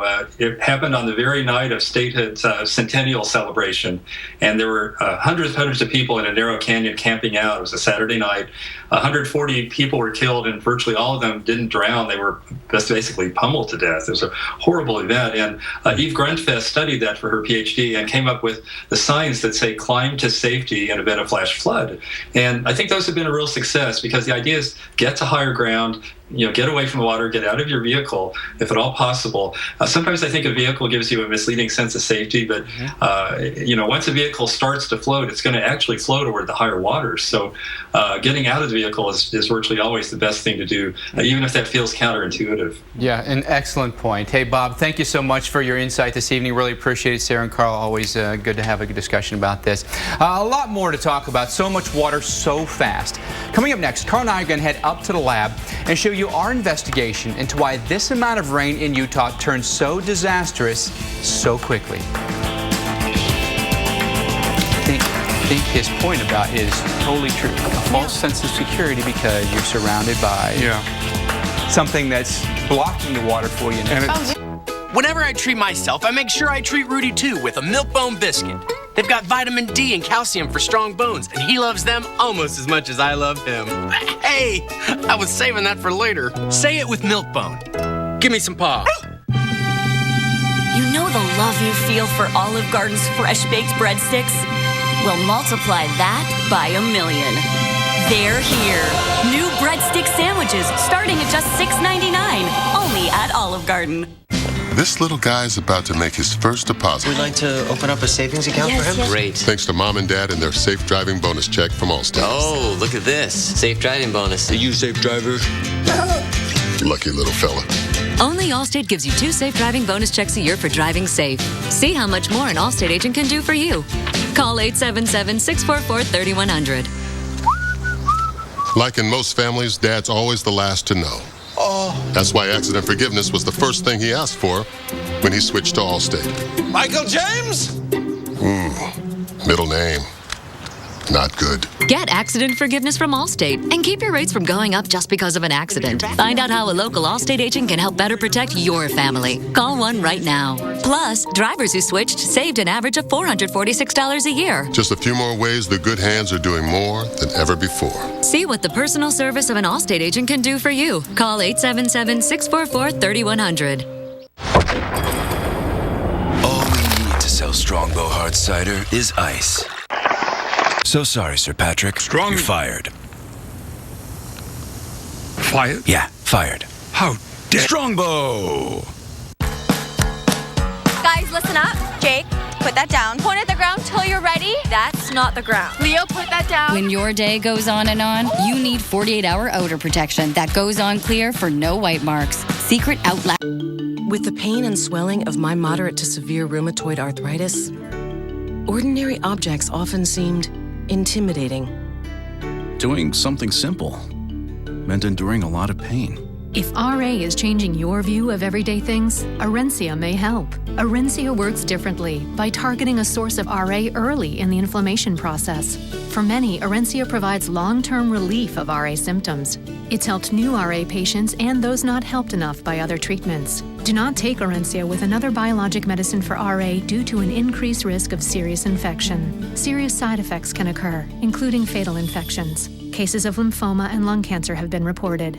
Tell your doctor if you're prone to or have any infection like an open sore, the flu, or a history of COPD, a chronic lung disease. Orencia may worsen your COPD. If you're not getting the relief you need, ask your doctor about Orencia. Orencia. See your RA in a different way.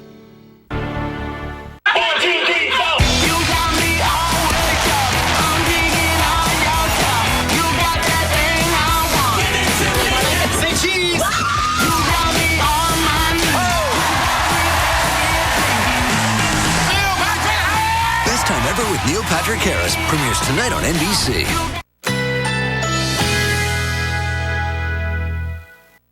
Currently in our area, 86 degrees under mostly cloudy skies.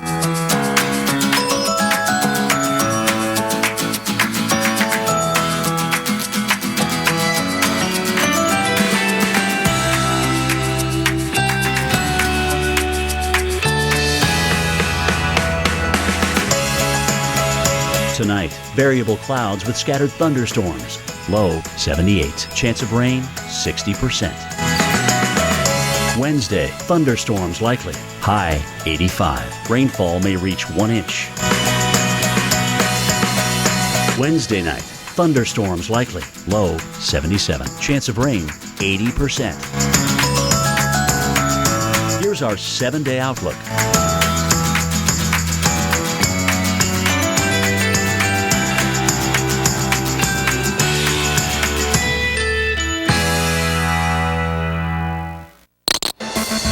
Incredible images out of Utah. This car, thankfully empty, swept away in floodwaters yesterday. Torrential rains filled up the dry arroyos across southern Utah and northern Arizona, and this was the result.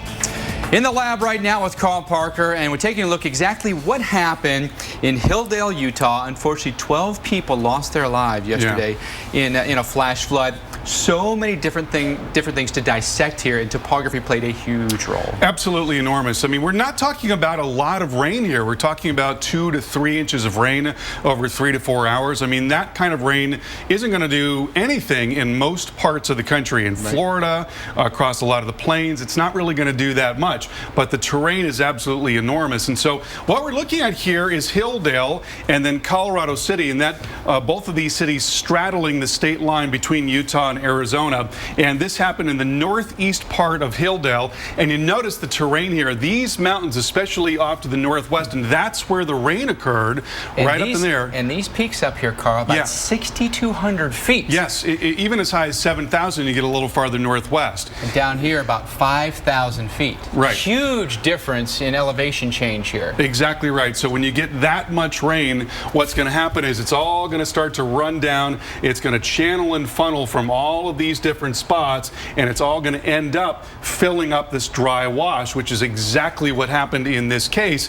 And it happened very, very quickly. And we saw those hydrographs a little while ago. We're going to zoom in one more time and try to get a better look at this. And we watched the video and we try to get a sense of how exactly this happened. We think that there's a road right along here. This is the dry wash, which is to say that it normally is not filled with water. I'm going to draw a little line right there. So you've got an area that fills up when there is flooding. It creates that dry wash.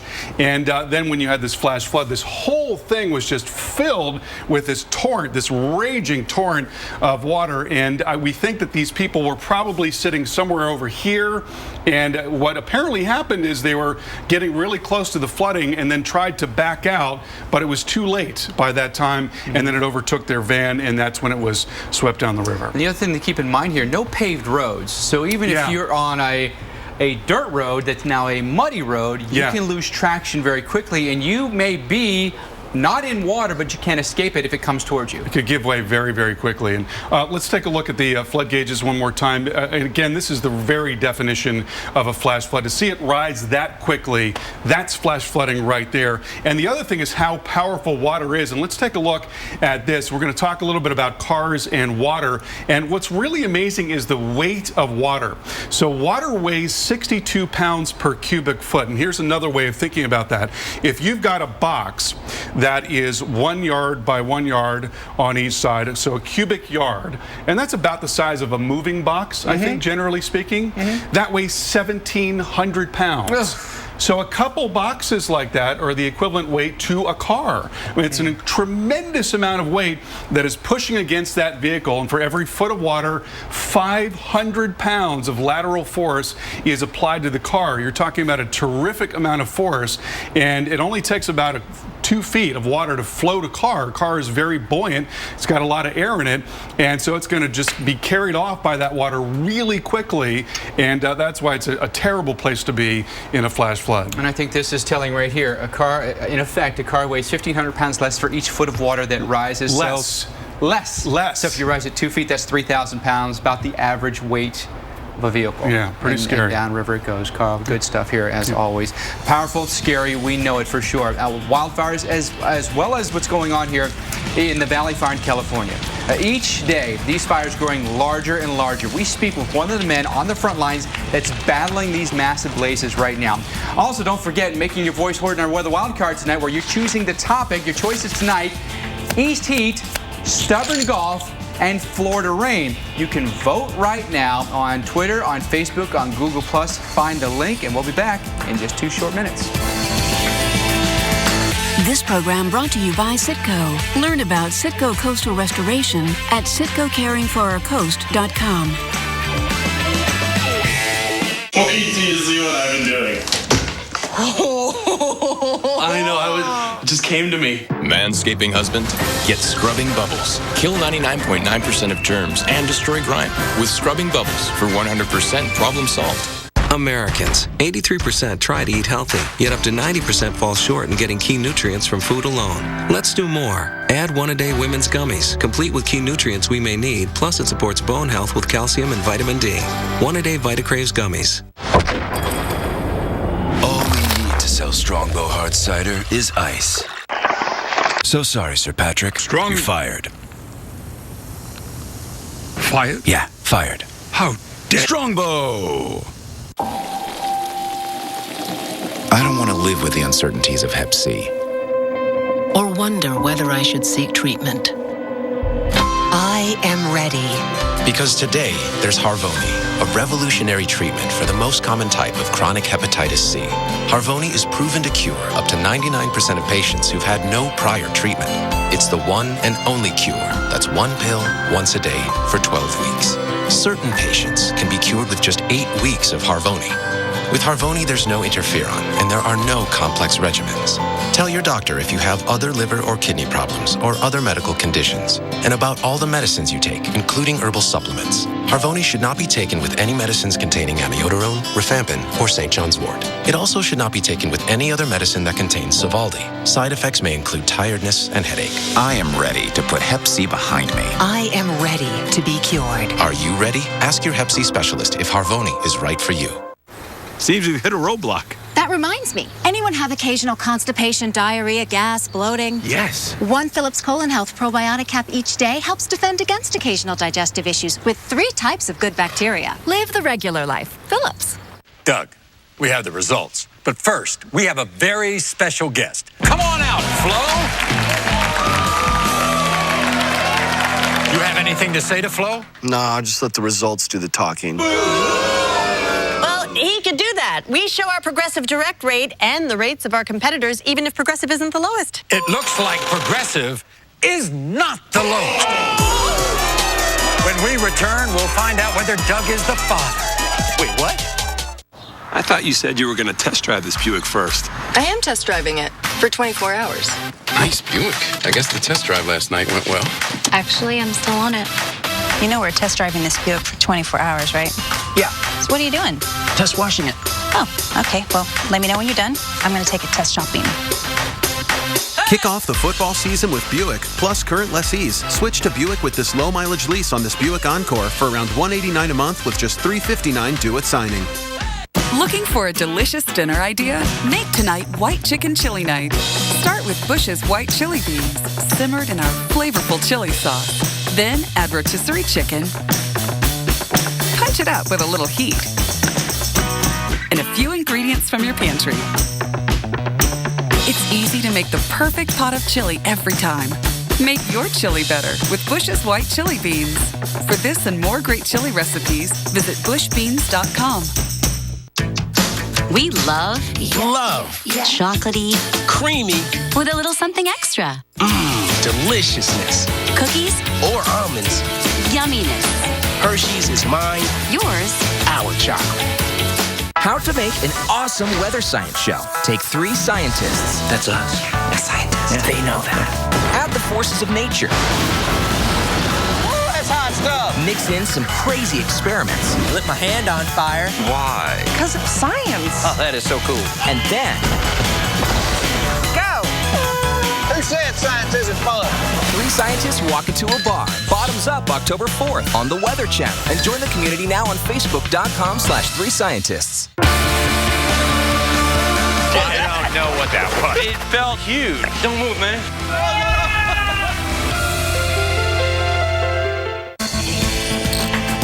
Two huge wildfires in Northern California spreading quickly have already destroyed more than 100,000 acres. Firefighters have made some progress today. The Butte fire now 35% contained, but the Valley fire is just 15% contained. Flames have nearly wiped out Middletown, California. And a reporter there, by the way, said they saw metal dripping off of cars. That's how intense the inferno was. I saw that photo. I actually saw that photo. So it's the alloy wheels of the car, and you see the aluminum sort of going down, and just looks like a leak basically of silver coming from those alloy. I mean, can you imagine the heat that it would have caused? That it would have taken to cause that? I mean, that's remarkable when you think about it. It's like an explosion. And really, and the scope of these fires and how they exploded so much. We're going to talk a lot more about what's going on with these fires. I'm going to give you a breakdown here, Carl, if we can, of what's kind of been happening for us here in the West. Obviously, heat has been an issue. Drought's been an ongoing issue for years now. We had that huge ridge across western North America for so long.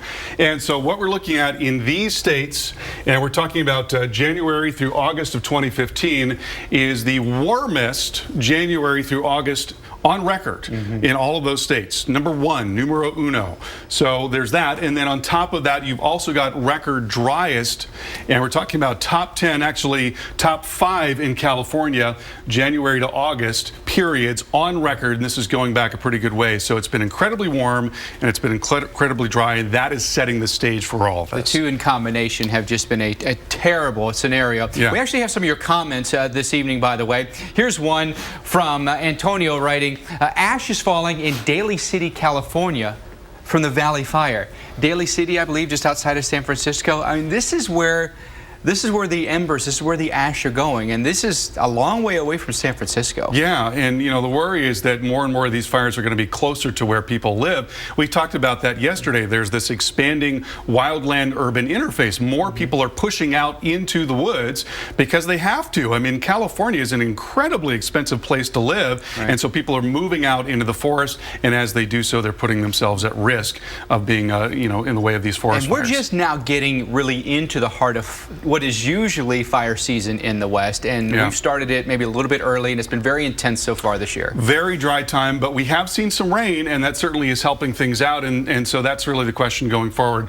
How much rain are we going to see? So a lot of fires right now. Here is the radar and satellite picture, and you notice this big onshore push there, this initial round, and we're getting more rain there coming up into Hilldale, so a new flash flood warning in effect in southern parts of Utah, where we had the terrible flooding yesterday. That's the flip side of the coin, and we talked about this earlier also. In El Nino in 97, 98, we had $600 million worth of flooding damage from all that rain, but then you've got $2.7 billion worth of damage from the drought last year. So obviously you're much better off with the rain, but it's not like there's no cost. There's a really huge cost to it. And there's a look at the wet weather coming into the northwest. What we're going to see here over the next couple of days is this big upper trough slowly pivoting through most of the rain in the northwest and the northern part of the interior west. And then things are going to flatten out a little bit, and we'll see less rain going into next week. I know California has gotten a lot of the publicity, especially recently with the fires, but obviously we've got huge issues in Oregon as well as Washington. Now we get these rain scenarios that set up, and we've seen this time and time again, burn scars pose such a threat when it comes to mudslides, landslides.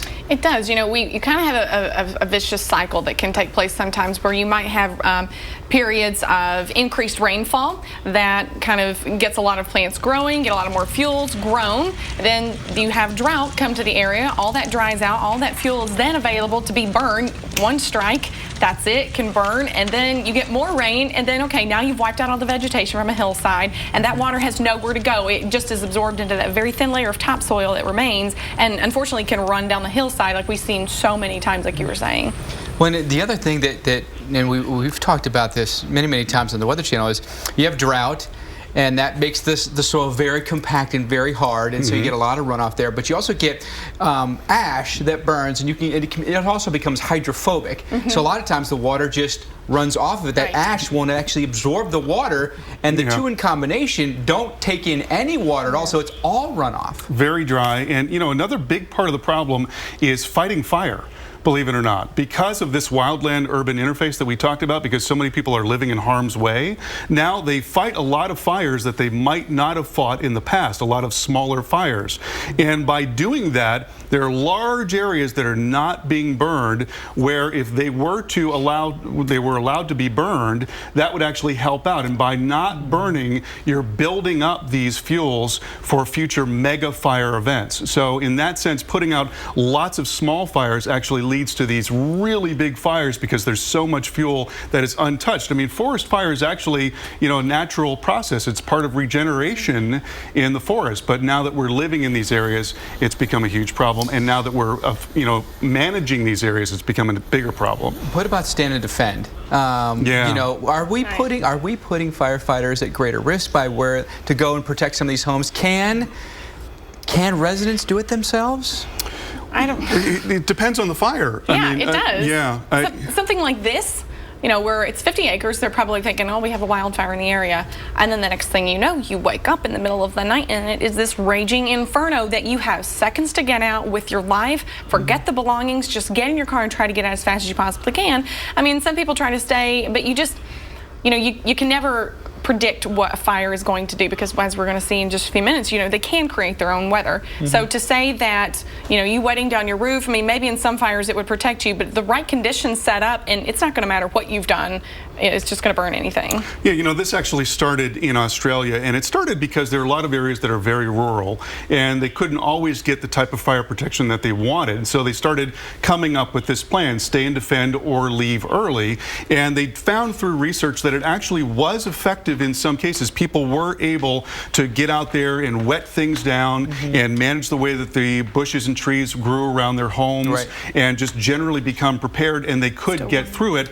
And that was working pretty well until 2009, when they had this terrible event and nearly 200 people died in Australia, and they found that many of them died in their homes, and they felt that that was probably because of that policy. So it's still, so it's still a hotly debated policy in this country. You know, people don't know exactly what to do, right? Well, and well, maybe it's some training. If they're going to do that, maybe some training is in order, so everyone's doing the right thing for sure.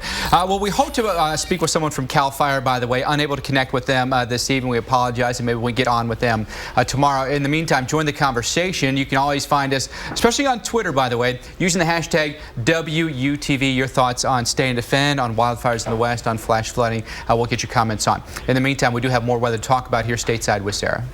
Yeah, guys, well, we do still have some areas of active weather out there. We'll take a look at one of those areas. We do really quickly, I want to update you on those flash flood warnings in the west over in Hilldale and Colorado City. So you can see those very small flash flood warnings there. And unfortunately, that big batch of rainfall headed there. So Mojave County, severe flash flood warning until 7:30 Mountain Time. As for Washington and Kane counties, flash flood warning for you in effect as well. Now we're going to hop over to the southeast and take a look at what's going on over there. We've got a lot of rainfall there in South South Florida heading this direction, and we'll take a look at the forecast as we go to the next 24 to 48 hours. And if you guys can punch in max 51 in there, I think that's probably... Okay, well, for whatever reason, that's not working. So anyways, I'm taking a look at the forecast right now. We're going to be watching these rain showers over the west over the next several hours to really see what situation develops. Mike. All right, Sarah, thank you. Fire and rain in California, but how about some snow? We take a look where we're already seeing more than just a dusting. Balance. It's just as important for our companions' lives as it is for ours. It's finding the right ratio of work and play, rest and reflection, giving and receiving. It's why at Petco, we're so selective about the food we offer, like Hill's Ideal Balance, natural ingredients perfectly balanced for your pet's best health. Because when each of us is more balanced, together we're more complete. Petco.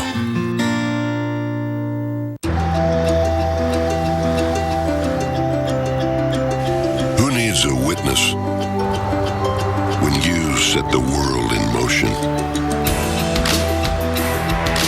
The Ram ProMaster van, and introducing the all-new Ram ProMaster City, purpose-built to help you run the town. Ram.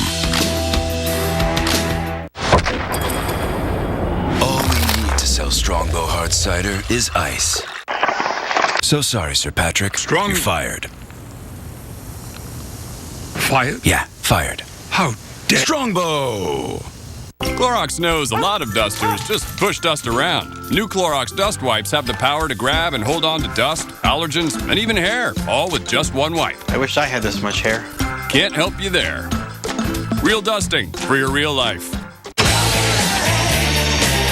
When you're living with diabetes, steady is exciting. Only Glucerna has Carb Steady, clinically proven to help minimize blood sugar spikes, so you stay steady ahead. What's that? Oh, wow. Hello, humans. Focus on me. Focus on the guard. Don't tell anyone what you've seen in here. Have you seen what's in there? They have Intel. Experience what's inside. It's easy to buy insurance and forget about it, but the more you learn about your coverage, the more gaps you might find. Like how you thought you were covered for all this when you're really only covered for this. Hot dog? Or how you may think you're covered for this, but not for this. Oh, no, whoa. For this, or that. Talk to farmers and see what gaps could be hiding in your coverage. I haven't. We are farmers. Bum, bum, bum, bum, bum, bum. Are you sending your kids to school with an allergy medicine that may make them drowsy? Only Children's Claritin provides non-drowsy 24-hour allergy relief. And it's the #1 pediatrician recommended non-drowsy brand. In class and out, your kids can live Claritin Clear. While others pre-form and pre-cook, Boston Market promises to make food good. Like our Parmesan Tuscan rotisserie chicken, made with Italian spices. Back for a limited time. Boston Market. All good. Traveling through seas of oats and berries, peaches, pumpkin seeds, and cherries. I say to the bowl, are you trying to tempt me? The bowl says, come on down to the land of plenty. Yoplait Plenty with oats, flax, and pumpkin seeds. Greek yogurt packed full of goodness. When is your flu shot more than a flu shot? When it helps give a life-saving vaccine to a child in need in a developing country. Thanks to customers like you, Walgreens' Get a Shot, Give a Shot program has helped provide 7 million vaccines. Make your flu shot make a world of difference. Walgreens, at the corner of happy and healthy. We're geeking out on what's happening in weather, how it happens, and why it's so freaking cool. Weather Underground, weeknights at 6 on the Weather Channel.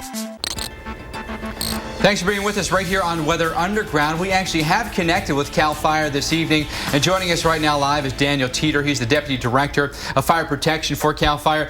Deputy Director Teeter, thanks for being with us. I want to ask you first about the Valley Fire. Obviously, it's done a lot of different things the last couple of days. What's the fire behavior been like, and how has it changed from day one to today? Well, that Valley Fire experienced explosive fire conditions and extremely incredible rates of spread that were not typically seen, unprecedented, according to witness statements by firefighters with up to 35 years of experience on the fire line. Since the initial start of that fire mid-afternoon on Saturday, the nice cooling trend that we've been able to appreciate over the last 36 hours has moderated the fire spread, which just prior to that was pretty much in all directions 360 degrees around the perimeter of the fire. But with the slight decrease in temperatures and the increase in relative humidity, that's given some tactical opportunities for our firefighters on the ground to get aggressively engaged and begin some perimeter control. And Daniel, I want to ask, with these firefighters being on the front lines and being the first level of protection these people have, I mean, what's it like out there? What is their main objective when they get out there? Well, our first main objective is always the protection of life. The life, then property, then natural resources. Unfortunately, this fire spread with such dramatic rates. The firefighters had really no other opportunity to concentrate on actual suppression of the fire because they were focused on going door to door with our law enforcement cooperators, merely making contact with the public and heeding them to evacuate the area as fast as they possibly can. Daniel, I wanted to ask you about this policy in Australia of stay and defend or leave early, which apparently had been working pretty well until it really went south in 2009 with a terrible fire in Australia. And I know it's been bandied about here in this country, but you know, a lot of people say, well, modestly trained people are going to be no match for the type of mega fires that we see in California. What do you think about it? Well, that's a very true statement, and unfortunately, the tragic results of that Black Saturday back in 2009 is the reason why the Stay and Defend program, frankly, didn't work. But what it did do is it allowed the fire service industry to go back, evaluate the lessons learned from that tragic day and those tragic events surrounding that day, and really use as a platform the development of our Ready, Set, Go program, which has been extremely positive here with great results, great life safety, with early notification, educational campaigns, and resources that have been made available to the public on how to prepare their home in advance of a fire, such as defensible space, preparing a plan for evacuation, a route for evacuation, and a list of really special things or whatever that is that they want to bring from their home at the time that they're asked to evacuate, to get ready when that evacuation order comes. And when time does permit, we do try to give as much advance notice as possible in the form of voluntary evacuation or evacuation notices. But then, frankly, as in the case of the Valley Fire on Saturday, incredible rates of spread. There just was not enough time to get much of advance notice to some areas in those communities. Because of that, some people did not heed that evacuation warning, stayed too long, and unfortunately for one, was too late. How hard is it now, knowing that there's been a lot more sprawl out into more rural areas? How much more difficult is it now to protect property, to protect lives when you've got to spread your resources thin? Well, this particular fire siege that we've been experiencing for about the last 7 or 8 weeks, currently today, 12 large active wildland fires in the state of California that has just over 13,000 firefighters engaged on the fire line. As the urban development begins to move and spread into the more forested areas, we create an environment, what we call the wildland urban interface. Those communities are typically developed in and around tight, narrow, windy roads. Structures or homes are built into tight spaces under trees and between timber and canopy.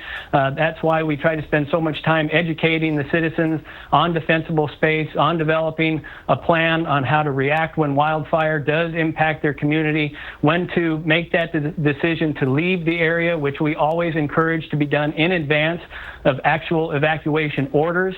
That just gives them that much more time to get out in a calm, orderly fashion. But we just cannot stress enough that when we do give the evacuation order, that we do need the public to heed that warning, that order, and leave. All right.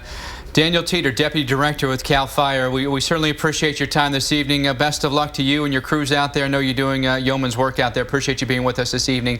But, you know, you think about it, guys. I mean, the work they're doing now, the cost, the personnel, it's overwhelming. Yeah, they've been stretched thin for many, many years. You think about the fire budget. It's been going up and up and up and up. I mean, we've seen the greatest fire seasons of all in the last several years. I mean, it's really increasing every single year. And from what I understand, they sort of exceed their budget every single year. So now they're trying to figure out ways to restructure that so that they can be better prepared. We have to do whatever we can, that's for sure. Hey guys, stick around. When we come back, Tom Nizzle is going to join us. He's going to show us just how important Snowpack is to fighting drought and wildfires. Happy birthday! Make a wish! Very kind.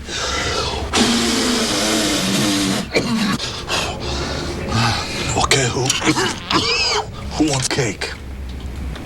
She does. Janet, eat the cake. Get your flu shot at Rite Aid today, because your coworkers didn't. And with every flu shot, you'll get a free cold and flu protection plan to help you all season long. How to make an awesome weather science show. Take 3 scientists. That's us. The scientists. Yeah. They know that. Add the forces of nature. Hot stuff. Mix in some crazy experiments. Lit my hand on fire. Why? Because of science. Oh, that is so cool. And then... Go! Who said science isn't fun? 3 scientists walk into a bar. Bottoms Up October 4th on the Weather Channel. And join the community now on Facebook.com/3scientists. Currently in our area, 86 degrees under mostly cloudy skies.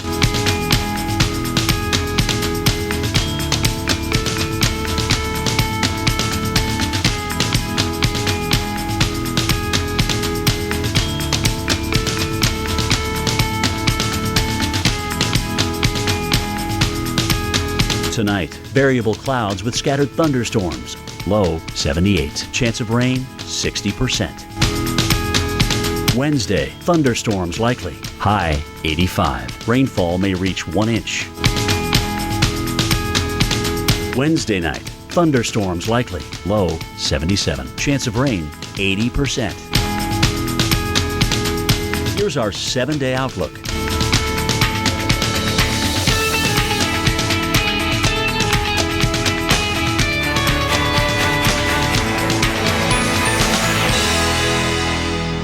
Well, sir, after some serious consideration, I'd like to put in my 15-year notice. You're quitting? Technically retiring, sir. With a little help from my State Farm agent, I plan to retire in 15 years. Wow, you're totally blindsiding me here. Who's going to manage your accounts? This is a devastating blow I was not prepared for. Well, I'm going to finish packing my things. 15 years will really sneak up on you. Jennifer will do your exit interview, and Adam made you a cake. Red velvet. Oh, thank you. I made this. Take charge of your retirement. Talk to a State Farm agent today. When your windshield needs fixed, trust Safelite. Our exclusive True Seal technology means a strong, reliable bond. At Safelite, we stand behind our work because the ones you love sit behind it. Safelite repair, Safelite replace. Are you sending your kids to school with an allergy medicine that may make them drowsy? Only Children's Claritin provides non-drowsy 24-hour allergy relief. And it's the #1 pediatrician recommended non-drowsy brand. In class and out, your kids can live Claritin Clear. Hey, pal. You ready? Can you pick me up at 6:30? I'm here. Too late. I'll go for 5 minutes. Move it. Killing me. You know what, Dad? I'm good. It may be quite a while before he's ready, but our Subaru Legacy will be waiting for him. The longest-lasting midsize sedan in its class. The 2015 Subaru Legacy. It's not just a sedan, it's a... From the very start, I wanted Fitcore to be different. If you come to me, it's because you want to do what I do, because I don't do what other people do. It's kind of like creating a brand for myself. Your business is unique. Your marketing should be too. With Vistaprint, it will be. Put your personal touch on 500 business cards starting at just $9.99. Just enter promo code TV500 at Vistaprint.com. Stay true to yourself. You can do this how you want to do it, and somebody else is going to think that's awesome and want to do it that way too. Vistaprint.com. This is a great place to work, not because they have yoga meetings and a juice bar, because they're getting Comcast Business Internet. Comcast Business offers convenient installation appointments that work around your schedule. And it takes? Done. About an hour. Get reliable internet that's up to 5 times faster than DSL from the phone company. Call 800-501-6000 to switch today. Perks are nice, but the best thing you can give your business is Comcast Business. Comcast Business, built for business. Welcome back, everyone. You have to check out Mammoth Mountain in California and the fresh dusting of summer snow. That's right. Snow isn't too rare in Mammoth Mountain this time of year, even though they're still 2 months away, really, from ski season. But you got to lay that base down, right? You got to get things cold enough. Hey, the snowpack in the Sierra Nevada mountains fell to its lowest level in at least the last 500 years. Critical, by the way. Snowpack is so critical. California's record-breaking drought, maybe help ending it.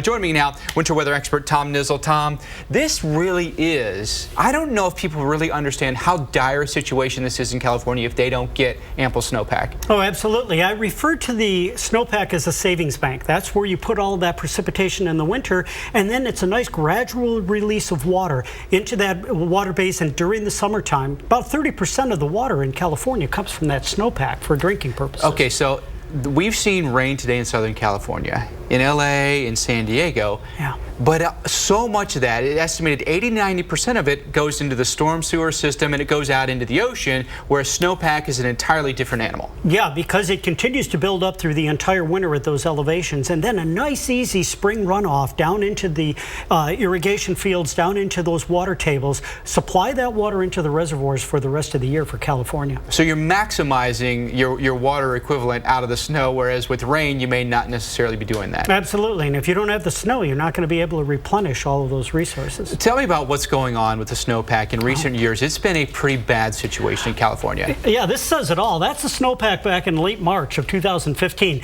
This was the lowest snowpack that they had. Actually, at one point, at the beginning of April, there was no snow on the ground. The lowest snowpack in the last 30 years. So this is an incredibly rare event. And now to go along with record heat, we've had big ridging in the west. Yeah. It's just everything's compounding itself now. Well, yeah, and researchers wanted to know just how bad this has been. So they've done some really fascinating and innovative things. What we're going to do is take a look at tree rings here, because there's a research team from the University of Arizona that actually went back, again very innovative. They looked at the blue oak. The blue oak is sensitive to precipitation, so they could look at tree rings and get an idea of how much precipitation fell each year for the past 500 years. You can see the burn scars in there as well. Then they used another species of tree to determine temperatures during the winter in the west. And when you combine those two, you came up with a pretty good record of snowpack. And when they compared that to last year, this past year could very well be a 1 in 500 year event. That's how little snow had fallen. This is, none of us have ever seen this in our lifetime, but the narrower the rings, the less the tree is growing, which means the less water it's had to sustain itself, in essence, Absolutely, right? And that's how they were able to use that. And what's amazing now is we've had this year, but if we go to this next chart here, we'll take a look. Over the last 3 years, the red is 76-77 going on a monthly basis. That was the minimum snowpack, but for the last 3 years, we've had very little snowpack, and then 10% actually worked its way down to 5. So we've had 3 years in a row with very little snow in the Sierra. All right, so now here's the deal.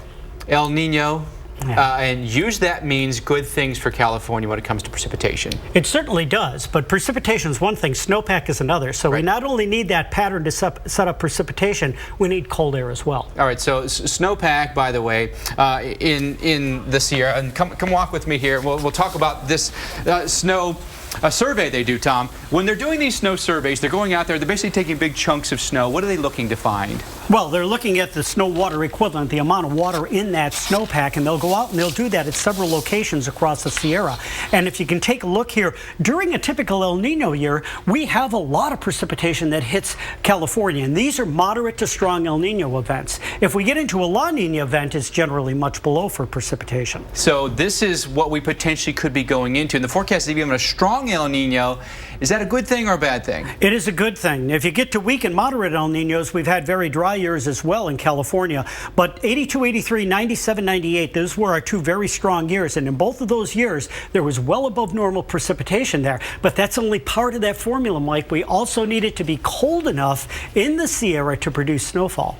All right, so when we take a look at what we get in November through March, and this is generally considered the rainy season or the snowy season here across the West, right, and in California. But you were talking about, it's all about, you know, how much you can get, when you can get it, and your elevation too. Yeah, absolutely. And you see here from San Fran through Eureka all the way down to LA, during the El Nino years, these strong El Nino periods, we've had well above normal for precipitation. And again, that's very good news. But we've got to get it cold enough at those elevations to turn that into snow, because that again is our savings bank. All right, so if we're looking at some possibilities here of getting some more snow, especially, you know, Central Valley time, what are opportunities for that? I mean, obviously if you get onshore flow, that's a good thing. You're going to begin to see a southern stream in an El Nino event that's going to be much more active, a lot of precipitation coming into those mountains. And again, let's get it cold enough to produce snow. We need more than 1 year of El Nino. How many do we need? I probably would look at 2 to 3 to really be on the safe side and bust this drought. Of average precipitation or above average precipitation? Above average precipitation. This is a 2 to 3 long-standing. years. Yep, absolutely. All right, Tom, good to have you on this evening for sure.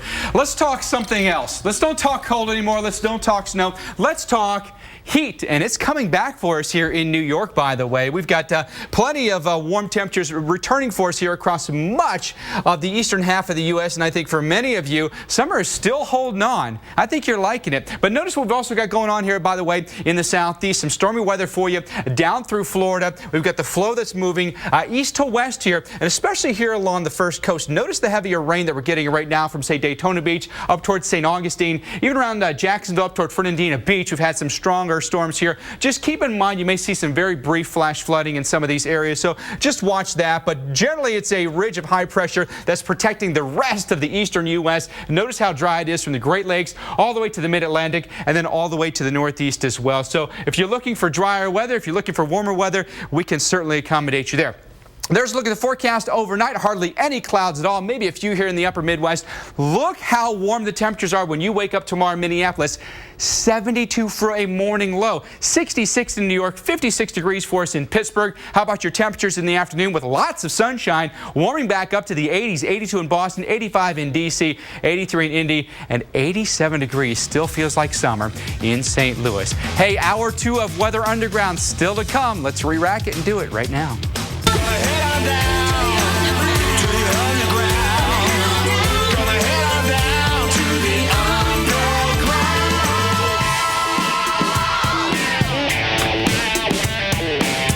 All right, everyone, thanks for staying with us. The brains behind the bar is Sarah Dillingham. The brains in the chair, Dr. Greg Forbes, and there's me.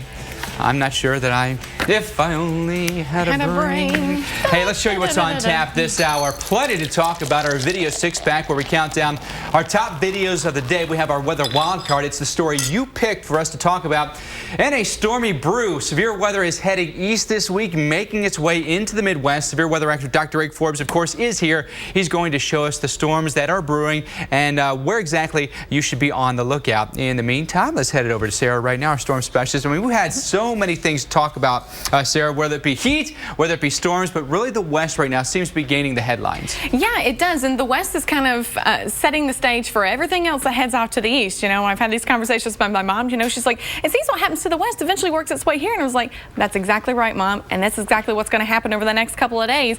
We got this big upper level area of low pressure that's going to be moving onshore over the coming days, and that's going to create a lot of instability out ahead of this. As we have that warm, moist Gulf air drawn up from the Gulf of Mexico into those regions, and we've got Dr. Forbes here to talk about how severe it could be. We've got a couple days actually of severe weather potentially for the upper Midwest, it looks like. Yeah, we really do. We've had a pretty quiet tornado month thus far, only about 25% of the average number of tornadoes for this first half of September, but what do you see happening now that changes those things over the next couple of days? Well, here in this type of satellite imagery that we call water vapor, you can see some of the motion going southward and then some of it going northward. So that's a big cold upper air trough that's going to work its way eastward, and when it begins to get east of the Rockies and tap into Gulf of Mexico moisture, that's when we'll have the ingredients coming together for severe thunderstorms. All right, so going into tomorrow, what's the setup here, at least at the surface? Well, we'll begin to see more and more of that Gulf of Mexico moisture coming in. We'll have this stationary front with probably a couple little waves of low pressure on that. The western of those two will have more in terms of the jet stream energy coming with it, but it we'll have a little bit cooler air and have enough moisture. Maybe we'll get severe thunderstorm. One thing you see here is the jet stream aloft pulls apart, and that's a lot like pulling your hands apart in the bath water. Water would rise up. In this case, air will rise up to help break a cap of warm air aloft that's been over this area. So some of the activity may be along this stationary front, some back near that surface low. So parts of Minnesota, parts of North Dakota, and Montana probably have severe thunderstorm threat. Not a big tornado threat as I'm seeing it at this point. But what do you think the biggest risks are likely to be here? Probably wind in the Montana area, some hail, heavy rain in the Minnesota area. Then as we head into Thursday, the whole weather system begins to shift east. More time for the Gulf of Mexico moisture, the instability to get there. Probably the far eastern areas, it's not coming directly off the Gulf of Mexico.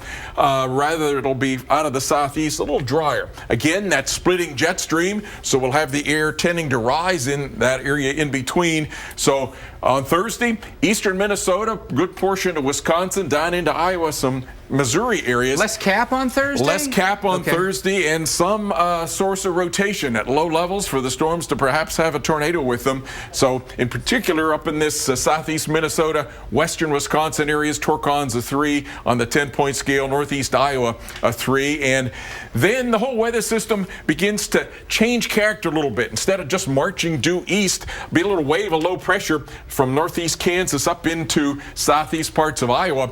And with that extra rotation from that low pressure, there could be the chance then of a little higher chance of tornadoes with that, and along that whole frontal zone from Michigan down to the Chicago area, down into maybe Oklahoma, hail damaging winds. So does that front more lay down a little bit more on Friday than continuing its eastward push? Yeah, it's stalling, especially with this little wave of low pressure that's coming up there near the Missouri-Iowa border. So with that rotation enhanced a little bit relative to Thursday. Friday, I've given a Torcon a 4, central southeast parts of Iowa, up into northwest parts of Illinois and northeast parts of Missouri. And Mike, for Torcon a 4, it's been pretty quiet for several months. This is one of the higher values I've given since long time. Several months probably. Yeah. Real quick, Dr. Forbes, historically, where would we look this time of year for severe weather? Is this the place we would normally look? This is certainly one area, but in September, about half of the tornadoes that we get typically are from landfalling tropical systems. So the southeast would be another area, but this is certainly one of them. All right, Dr. Forbes, always appreciate your analysis, by the way. And Dr. Forbes, probably going to be with us next couple of days, considering what the risk is going to be.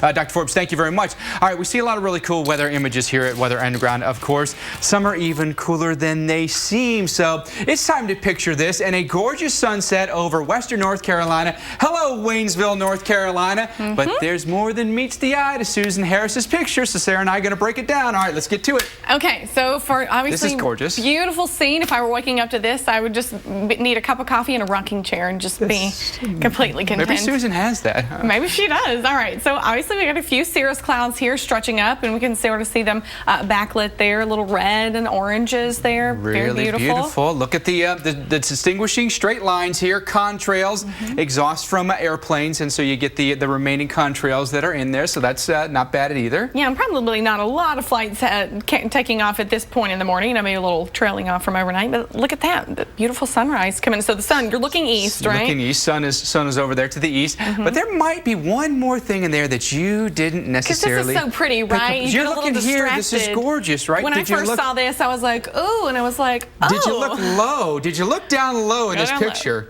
Valley fog. Yeah, check it out. Little valley fog down there in Waynesville. Beautiful. And this would burn off, you know, as we go throughout the morning. But you got that cool air settling there in the mountain mountain valleys there. I'm enjoying this quite a bit. And Susan, thank you so much. Susan posted this on our Facebook page, so thank you very much. Well, a photo truly blowing up online right now. By the way, if you haven't seen this, it's called Umbrella Dad. Have you seen this guy? So great thing. I mean, this is a really sweet picture if you think about it. Dad is soaking wet. He's got his dress clothes on. He's soaked to the bone. He's holding the umbrella over his son here, who's dry. And I talk about chivalry for your kids, huh? Right, that's so sweet. This photo, by the way, has been viewed 4 million times online. Good job, Dad. Something to smile at today. Good job, Dad. And maybe he could just hang out under the blow dryer in the bathroom and I know, right? You know, it's like if that were a woman, you know, she's got wet hair too on top of that. So yeah, a very sweet photo. Way to go, Dad. Nice job. Good job, Dad. All right, well, we do have a little bit of weather going on out there right now. We're going to take a look off to the northwest where we were just looking at the upper level trough. Let's see what we've got going on underneath it. Look at all of that moisture that's been streaming in. A few pockets of drier air, but that hasn't really deterred the rainfall. That drier air is in the upper levels of the atmosphere. We've actually got a lot of lower level moisture there in the area. Really quickly, we'll take a look at the flash flood warnings. We do still have an effect for the Hilldale and Colorado City areas. Have had quite a bit of rainfall still, and we'll zoom in and look at some of the rainfall totals they've had just the last 12 hours or so, 24 hours actually. Almost an inch there north of Colorado City, 1.8 inches out there just off to the north there. So unfortunately, the rain is not stopping in those areas. For the northwest, for the rest of your forecast, temperatures in the upper 30s there in Missoula, Montana. So definitely cooling off and warming up into the 50s and 60s and even 80s, Mike, there in southeastern Wyoming, 80 in Casper. It's pretty amazing to see the temperature swings that we have had just in the last couple of weeks. They've been up and down and up and down. And you've got elevation and everything working there too, but certainly the colder air filtering in. Sarah, thank you. Well, from fires to flooding, already this week there have been narrow escapes and rescues from deadly weather. Up next, we talk about the communications needed to keep the public safe during dangerous events. Whoo-wee! You really know how to speed up your cleanup. Oh, hello, race car driver. In my kitchen, it's these Bounty with Dawn multi-purpose cleaning towels. The long-lasting power of Dawn and an ultra-durable Bounty? Awesome. They're water activated. One towel can clean your whole kitchen.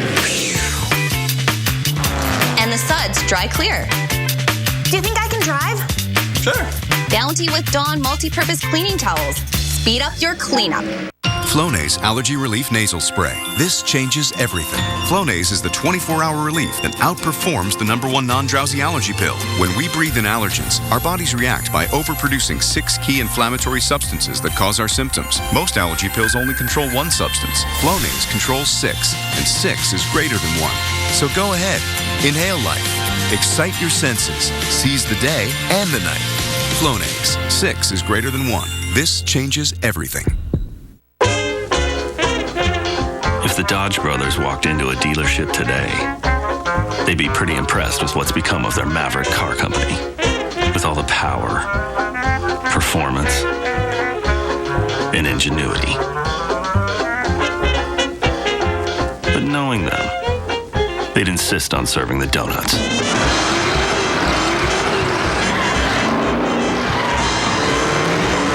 Get yours before they're history. 130 yards now. Bill's got a very tough lie here. Looks like we have some sort of sea monster in the water hazard here. I believe that's a kraken, Bruce. It looks like he's going to go with the 9-iron. That may not be enough club. Well, he's definitely going to lose his stroke on this hole. If you're a golf commentator, you whisper. It's what you do. If you want to save 15% or more on car insurance, you switch to Geico. It's what you do. This golf course is electric. Let's tap into new floors in a new way. Step up the savings and get moving. Yeah, like that. Let's do this. Hand-scraped Saratoga Hickory Lemon is just 99 cents per square foot at the Home Depot. More saving, more doing. All we need to sell Strongbow Hard Cider is ice. So sorry, Sir Patrick. You're fired. Fired? Yeah, fired. How dare... Strongbow! While others pre-form and pre-cook, Boston Market promises to make food good. Like our Parmesan Tuscan rotisserie chicken, made with Italian spices. Back for a limited time. Boston Market, all good. Americans, 83% try to eat healthy, yet up to 90% fall short in getting key nutrients from food alone. Let's do more. Add one-a-day women's gummies, complete with key nutrients we may need, plus it supports bone health with calcium and vitamin D. One-a-day VitaCraves gummies. How to make an awesome weather science show. Take 3 scientists. That's us. A scientist. Yeah. They know that. Add the forces of nature. Woo, that's hot stuff. Mix in some crazy experiments. Lit my hand on fire. Why? Because it's science. Oh, that is so cool. And then... Go! Who said science isn't fun? 3 scientists walk into a bar. Bottoms Up October 4th on the Weather Channel. And join the community now on Facebook.com/3scientists. Well, we showed you dramatic firsthand footage from Anderson Springs, California, as people were escaping the Valley Fire. The fire grew so fast that many people had little warning, therefore little time to leave. Also, 12 people now confirmed dead after flash flooding swept through a town in the Utah, right along the Utah-Arizona border. Authorities say an SUV and a van carrying a total of 16 people were swept away by a large wall of water and debris. One person is still missing. And not to mention the threat that's coming this week, which is likely more flash flooding and an increased risk for tornadoes. Joining me now, Carl Parker, Sarah Dillingham, and inviting in now the Director of Atmospheric Sciences at the University of Georgia, Dr. Marshall Shepard, also the host of Weather Geeks right here on the Weather Channel. Good to see you, Doc. Hey, thanks for having me in. I'm enjoying these chairs. Comfortable, right? Yeah, I gotta get these on the geek set. No, he said no. They stay here. So many people, we've seen it just in the last couple of days, so many people in harm's way, different disasters. How do we get people out of harm's way? What's the messaging? How do we get the warnings to them and get them to safety? Well, you know, I've got a lot to say about this, Mike, because I've got 2 or 3 pet peeves when it comes to this. One, and I know some people disagree with me on this, I don't think the watch warning terminology is too distinct enough. I think people don't get a sense of the difference in the two, particularly when we're talking about severe weather. I mean, I have people all the time tell me, I thought a watch means we're watching it happen, and a warning means it's about to happen. I mean, that's one thing. We're talking about flooding. We just saw some really interesting examples of flooding. I mean, does a flood warning or a flood watch evoke the same level of heightened sense of urgency that a tornado or hurricane warning does? Right. I'm not sure it does. So what do we do? I think we need an index. I think we need something to get people's attention. And what about, and we all talked about this earlier, what do people that live in more rural areas that maybe don't have access to warning systems, or they don't have internet?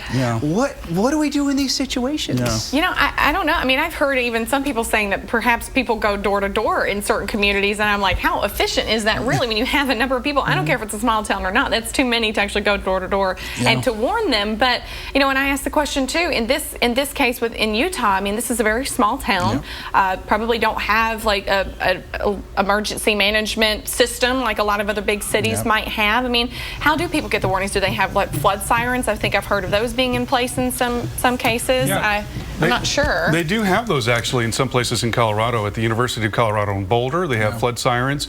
You know, the thing that occurred to me is that you still have to have access to internet and television to find out if you, for example, hear a siren in Colorado. Well, is that a tornado? Is that flash flooding? What is it? You've got to then go to find out. And apparently a lot of these people didn't actually access TV and internet by their own choice. And, you know, I respect that to some extent. I think it's good to unplug every once in a while. Well, let's not forget about there are services out there like Weather Call and others that will actually send calls, kind of reverse 911 type systems. That's great. I didn't realize that. Yeah, I mean, there are a couple of companies out there. I mean, they're not very widespread, though. But I know you know a lot of folks at the National Weather Service. I know a few. Are they having these conversations? Are they thinking about making changes to their watch warning system and how they disseminate information on severe weather? I think we're seeing a little of that already with what we've seen with the new redesign of the out of SPC, the Storm Prediction Center, and the outlooks, for example. So I think they are having this conversation. I was recently at the AMS Broadcast Meteorology and Communications Conference. There are plenty of Weather Service folks there in the room. Are they asking for the public's opinion? They are asking for the public's opinion in some cases. They're asking for social scientists' input, that's one of the big problems when I talk about the fact that weather watches and warnings maybe aren't meaningful to some people. Meteorologists say, well, yes, they are. Yes, they are. But we're talking from our perspective, not our grandma's perspective. Meteorologists, not communicators, maybe. Exactly. Not all the time. We got to be both. Exactly. We got to be both. Dr. Shepard, thanks for being here. And we'll be watching Weather Geeks this weekend. Joe Bastardi on Weather Geeks. All right, looking forward to it. Weather Geeks, by the way, Sunday at noon Eastern. Hope you can join the doctor for that. Weather Geeks TWC is the Twitter. By the way, here on Weather Underground, I'd like to show you different weather systems and how they're interconnected. Next, the link between tropical systems and flooding in LA. I've seen hurricanes, floods, I've seen tornadoes. We give out Duracell batteries after the worst happens. And when the power's out for days, we stay with them. You might say they lost everything, but that's not what I see. I see a different kind of power. I saw it in Ruth, Adam, Tom. It's the power they have inside of them. The power to move forward. At Duracell, we believe that's the power that never, ever goes out.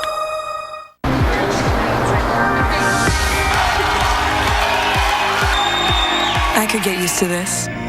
Now you can with the luxuriously transformed 2016 Lexus ES and ES Hybrid.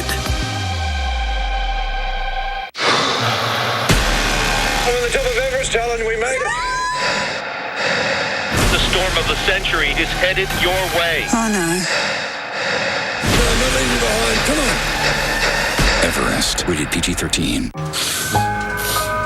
When your cold makes you wish you could stay in bed all day, you need the power of new TheraFlu Express Max. New TheraFlu Express Max, the power to feel. Bahamas Paradise Cruise Line wants you to sail away with us. So we are offering an amazing cruise rate of just $109. Your 2-night Bahamas cruise includes 5-course dining, amazing live shows, an invigorating spa, lots of fun on the ship, and more fun in the Bahamas. If you're looking for a longer vacation, add 2 or 4 nights at the all-inclusive, beautiful Grand Lucayan Resort to your cruise. Enjoy spectacular white sand beaches, family fun, fine dining, golf, and so much more. A 2-night Bahamas cruise for just $109 with an option to add a Bahamas beach resort is an amazing deal. What are you waiting for? Call 800-814-7100. That's 800-814-7100. 800-814-7100. Weekdays on AMHQ. I want to make sure everybody can get an idea of what's happening here. Let's talk about that. Let's lift the base of this. You're about to see something you have never seen on television before. Stay tuned for your local on the 8s, brought to you by Allstate. Are you in good hands? Hey, Mom. Yeah? We've got Allstate, right? Uh-huh. Yes. Well, I found this new thing called Allstate Quick Photo Claim. It's an app. You understand that? Just take photos of the damage with your phone and upload them to Allstate. Really? So you get a quicker estimate, quicker payment, quicker back to normal. I just did it. But maybe you can find an app that will help you explain this to your father. Introducing Quick Photo Claim. Just another way Allstate is changing car insurance for good. Currently in our area, 85 degrees under mostly cloudy skies.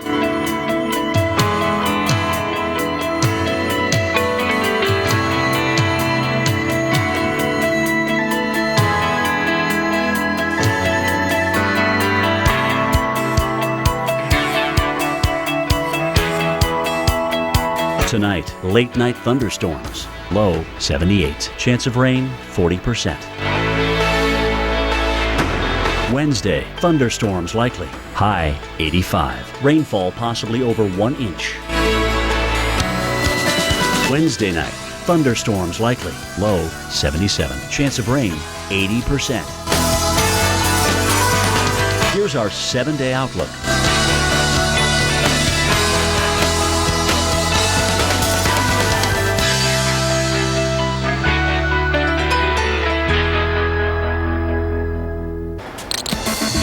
Welcome back, everyone, to Weather Underground. This is a live look at Los Angeles. A little bit of sun has been trying to peek through today after an incredible amount of rain this morning. In fact, record-setting rain, one of the wettest September days in recorded history in Southern California. We've had remnants of Hurricane Linda.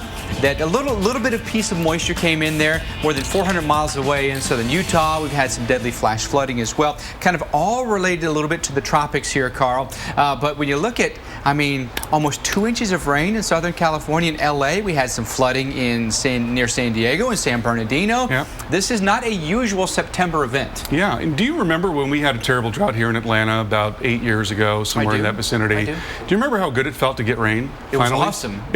It's weird, isn't it? It's weird to root for rain, but man, they need it so bad. It's psychologically unsettling to go so long and not have rain. It is. And so, yeah, this has been good to an extent that we've had the rain. Obviously, we've had problems as well. Here's Linda. There's what's left of it. So some of that moisture was drawn up here in the lower levels of the atmosphere in particular. We're going to bring in the SKU-T diagram. All right, so Carl's going to the chalkboard to teach us something here. Yep. SKU-Ts, even to meteorologists, can be complicated. So help us understand what's been happening here in San Diego? So on this x-axis right here, we're looking at temperature, and we're going down in temperature, and then on the y-axis, we're going up in altitude. And so this is a plot of the temperature, which, as you would expect, is going to decrease with altitude. So it's getting colder as you go up in the atmosphere. And then here is the dew point temperature, which is tracking up really right along with the temperature up to about 800 millibars, and then it drops off really dramatically. So what that's telling us is that it's dry in the mid and upper levels, and that it's very moist here in the lower levels of the atmosphere. And in fact, the dew point was near 70 degrees in Los Angeles today. So that is really humid for Southern California. All right, so this area here, when you have the low levels of the atmosphere that are saturated with the dew point and the temperature almost identical, that means about 100% saturation in the atmosphere, 100% humidity. That increases your opportunities here that you're going to get rain. Absolutely. There's a terrific amount of moisture in the atmosphere there, especially for Southern California. So everything was in place. Yes. So you have the moisture, but then you've got to lift the moisture. That's the next thing. And looking at what happened with Hilldale, on top of the moisture being in place, there was this upper disturbance starting to come in. Here we're looking at 10:30 in the morning, and here's the upper disturbance right in there. And let's move that forward, Ryan. And you see where the upper wind, that's the upper wind at about 30,000 feet. You see where that's getting stronger. That's approaching Hilldale about 6:30. That's when we saw these big thunderstorms firing up. When you've got stronger winds aloft, you think about what happens when you've got a chimney, when you've got a fireplace on a windy day. It's really going to roar because the faster wind over the top of that chimney is creating a little bit of a low pressure at the top of the chimney, and that's drawing more air up through that chimney, and therefore you get a really roaring fire on a windy day. So this is similar to what happens in the upper atmosphere. It creates lift when you've got stronger upper level wind coming in. So that upper disturbance came in, and boom, we saw those thunderstorms taking off there in Hilldale. And what's really interesting is that, notice that right in there, that orange shading, that's mid-level dry air. So right through there, all of that is mid-level dry air. Okay. And yet, in the middle of that mid-level dry air, we see thunderstorms popping up. Right there. So that's testament to what's going on in the lowest levels of the atmosphere. There was a lot of moisture in the very low levels of the atmosphere, and it was enough to get everything going. And then even today, still very strong upper level winds sitting right over Los Angeles. So we saw another round of heavy rain coming through there in Southern California. Some of that now coming up into Hilldale. And as a result, we saw this record rain there in Southern California. Here's a look at the stats for that. And this was the second rainiest September day. There's a look at our average precipitation on a monthly basis, and look at this. September is not usually that We hardly rainy. get anything. We hardly get anything generally in the entire month of September, and what we had was a record value of rainfall coming up on nearly 2 inches there in Los Angeles. Really the wet season beginning November, lasting through the winter. Yeah, we're going into it right now. So this is interesting. There you go. Average monthly rainfall, 1/4 inch. Look at that. We've blown it away so far this month. All right, a lot more to come, Carl. That was awesome. Up next, we're going to announce the winner of our weather wild card. And our video 6-pack is coming up, by the way. Here's a sneak peek at one of them. We'll explain exactly what you're seeing here. Obviously, this is not on Earth. Or is it? You're going to stick around to find out. Two best videos of the day. Welcome to Fort Greene Sheep. Welcome to Castle Bravestorm. It's full of cool stuff like my trusty bow. And free of stuff I don't like. We only eat Chex cereal. No artificial flavors and it's gluten-free. Mom, right through a ball in the house. Now we're talking. Hey, George is coming. Nice. I can get more stuff. I can't wait to see it. That one's way better. Hello. All right, sounds good. See you soon. Guys, Brandy's coming. Perfect. We're going to need more chairs. And more food. Low prices every day on everything you need so you can turn your game day party of 3 into a great party for more. Save money. Live better. Walmart. Happy birthday. Make a wish. Very kind.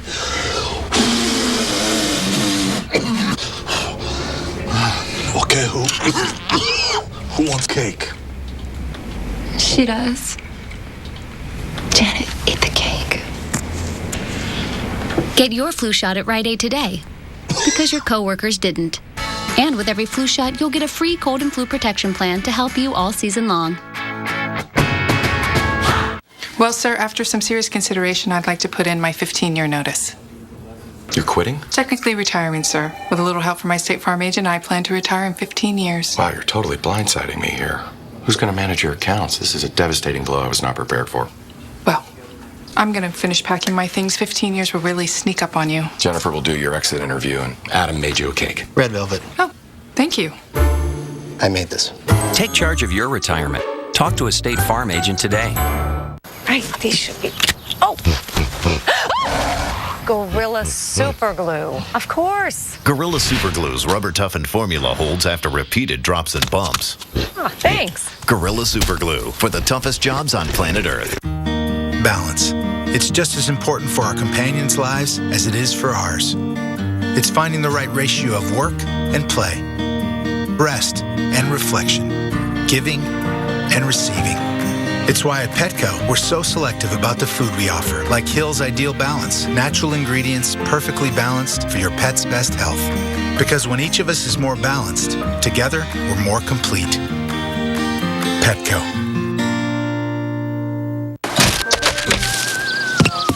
Trick or treat! Thank you!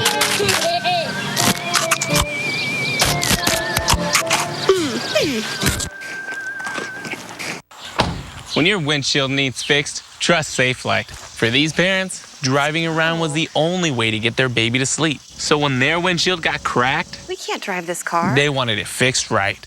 So they scheduled with Safelite. Our exclusive True Seal technology means a strong, reliable bond every time. At Safelite, we stand behind our work. Night-night, little buddy. Because the ones you love sit behind it. That's another Safelite advantage. Safelite repair, Safelite replace. How to make an awesome weather science show. Take 3 scientists. That's us. The scientists. They know that. Add the forces of nature. That's hot stuff. Mix in some crazy experiments. Lit my hand on fire. Why? Because it's science. Oh, that is so cool. And then Go! Who said science isn't fun? 3 scientists walk into a bar. Bottoms up October 4th on the Weather Channel. And join the community now on Facebook.com/3scientists.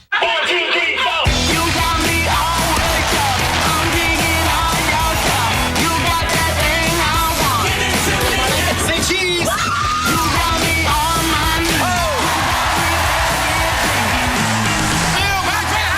Best Time Ever with Neil Patrick Harris premieres tonight on NBC. This day in weather history, September 15th, 1999. Hurricane Floyd skirts along the coasts of Florida, Georgia, and South Carolina, causing, at the time, the largest peacetime evacuation in U.S. history. Floyd kills 56 people in the United States, the most since Agnes in 1972. The overall cost, $6 billion. Well, the flooding from Hurricane Floyd stretched from Florida all the way up through New England. Some areas of what maybe exacerbated the flooding was Dennis came through just a couple of weeks prior to that, and so the ground in some instances was already saturated, and Floyd didn't do us any favors. Yeah, no, we had upwards of 20 inches in a lot of locations, like eastern North Carolina was hit pretty hard, as well as eastern Virginia. I mean, some places saw over 20 inches, and set 24-hour rainfall records of just 15 inches in some locations. I think really that was probably the calling card, was flooding with Floyd. It really wasn't much of a wind event, truly, because it, for the most part, stayed offshore, and everyone just remembers how much rain fell. But there was a lot of worry that it was going to be. At one point, it got up to about 150 miles per hour. Yeah. And this is 7 years after Andrew, and you're talking about a storm that was as strong as Andrew, but much, much larger, and coming towards Florida. And so people were freaked out, and that's why 2.6 million people evacuated, and then it made that turn to the north, and still caused a lot of problems, but it wasn't nearly as strong of a storm at that time. Right, yeah, I think it intensified to a Category 5 with 155-mile-per-hour winds over the Bahamas, and then went through an eye wall replacement cycle, comes out on the other side as a 3, and then continues its trek over to the U.S. mainland. So I mean, if I saw that coming at me, I mean, I would Everyone I certainly would freak out. Well, and then it just kind of hugged the coast. It never really wanted to come inland. Didn't want to go out to sea. It just kind of wanted to hover right along the coastline there. But it didn't Floyd become one of those issues? That was it South or North Carolina where we had the big contraflow issues? Was it in Charleston where we had the big issues with contraflow and there was a big traffic jam in Charleston or getting out of South Carolina? I can't remember in that specific case, but I know that's been an issue over the years. It certainly was with Rita and Houston, and I think it seems like we've learned that lesson now. I think for the most part, we know that all the roads are going to be leading out in a case like this, and that's what you've got to do when you've got such a damaging storm on the way. But it is interesting how you have to be pretty confident in your forecast before you make the call. But you have to do it far enough in advance that you get everyone out in time. You do. It's very expensive to evacuate. I mean, it's a huge thing, and that's why the National Hurricane Center works with emergency managers. And there are these long discussions about what exactly they want to do, just in terms of watches and warnings, because of the implications of that. It's a huge deal, and that's another big part of why the Hurricane Center doesn't want to move too quickly. You think of it like a ship. You've got to turn it very slowly, because even if the guidance changes rapidly, you don't want to move it so quickly because it could move back just as rapidly. Yeah, if you try to look at run-to-run consistency, you're not going to find it because generally it's not there until a certain period right before the storm. So. Hurricane Floyd, 16 years ago today, making its closest approach here to the U.S. All right, time to find out now our weather wild card winner. Let's look at your choices once again before we do the forecast here. Was it East Heat? Was it Stubborn Golf? Or was it Drought Buster? Roll the winner.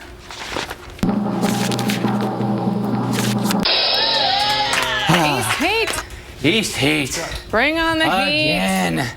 East Heat.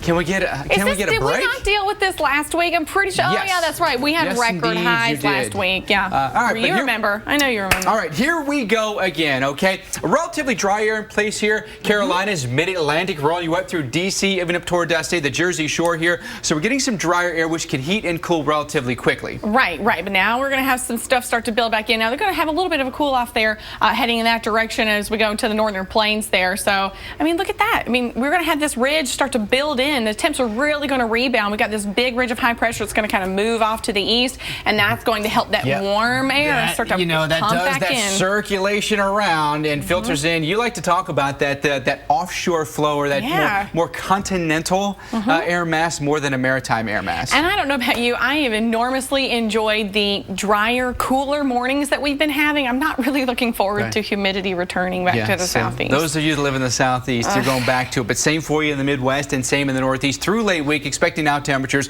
truly from the Arrowhead of Minnesota all the way to Maine, 5 to 15 degrees above average now. Yeah, look at that. Look at the temperature departures in Maine. I mean, that's probably 15 to 20 above average in some of those parts. I mean, it's kind of crazy.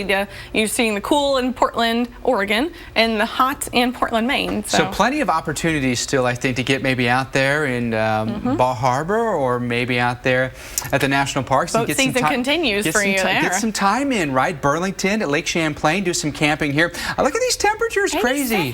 Right, in the Big Apple? And even going into Friday, talk about 18 degrees above average in Burlington, 12 degrees above average in Buffalo at 82. Remember, this time of year, average high temperature about 70 degrees. It's going to be 82. Right, and they had a really messy weekend this past weekend, so they're like, yeah, bring it on. You know, you guys had it all the last weekend. We've got it all this week. Beautiful warm weather.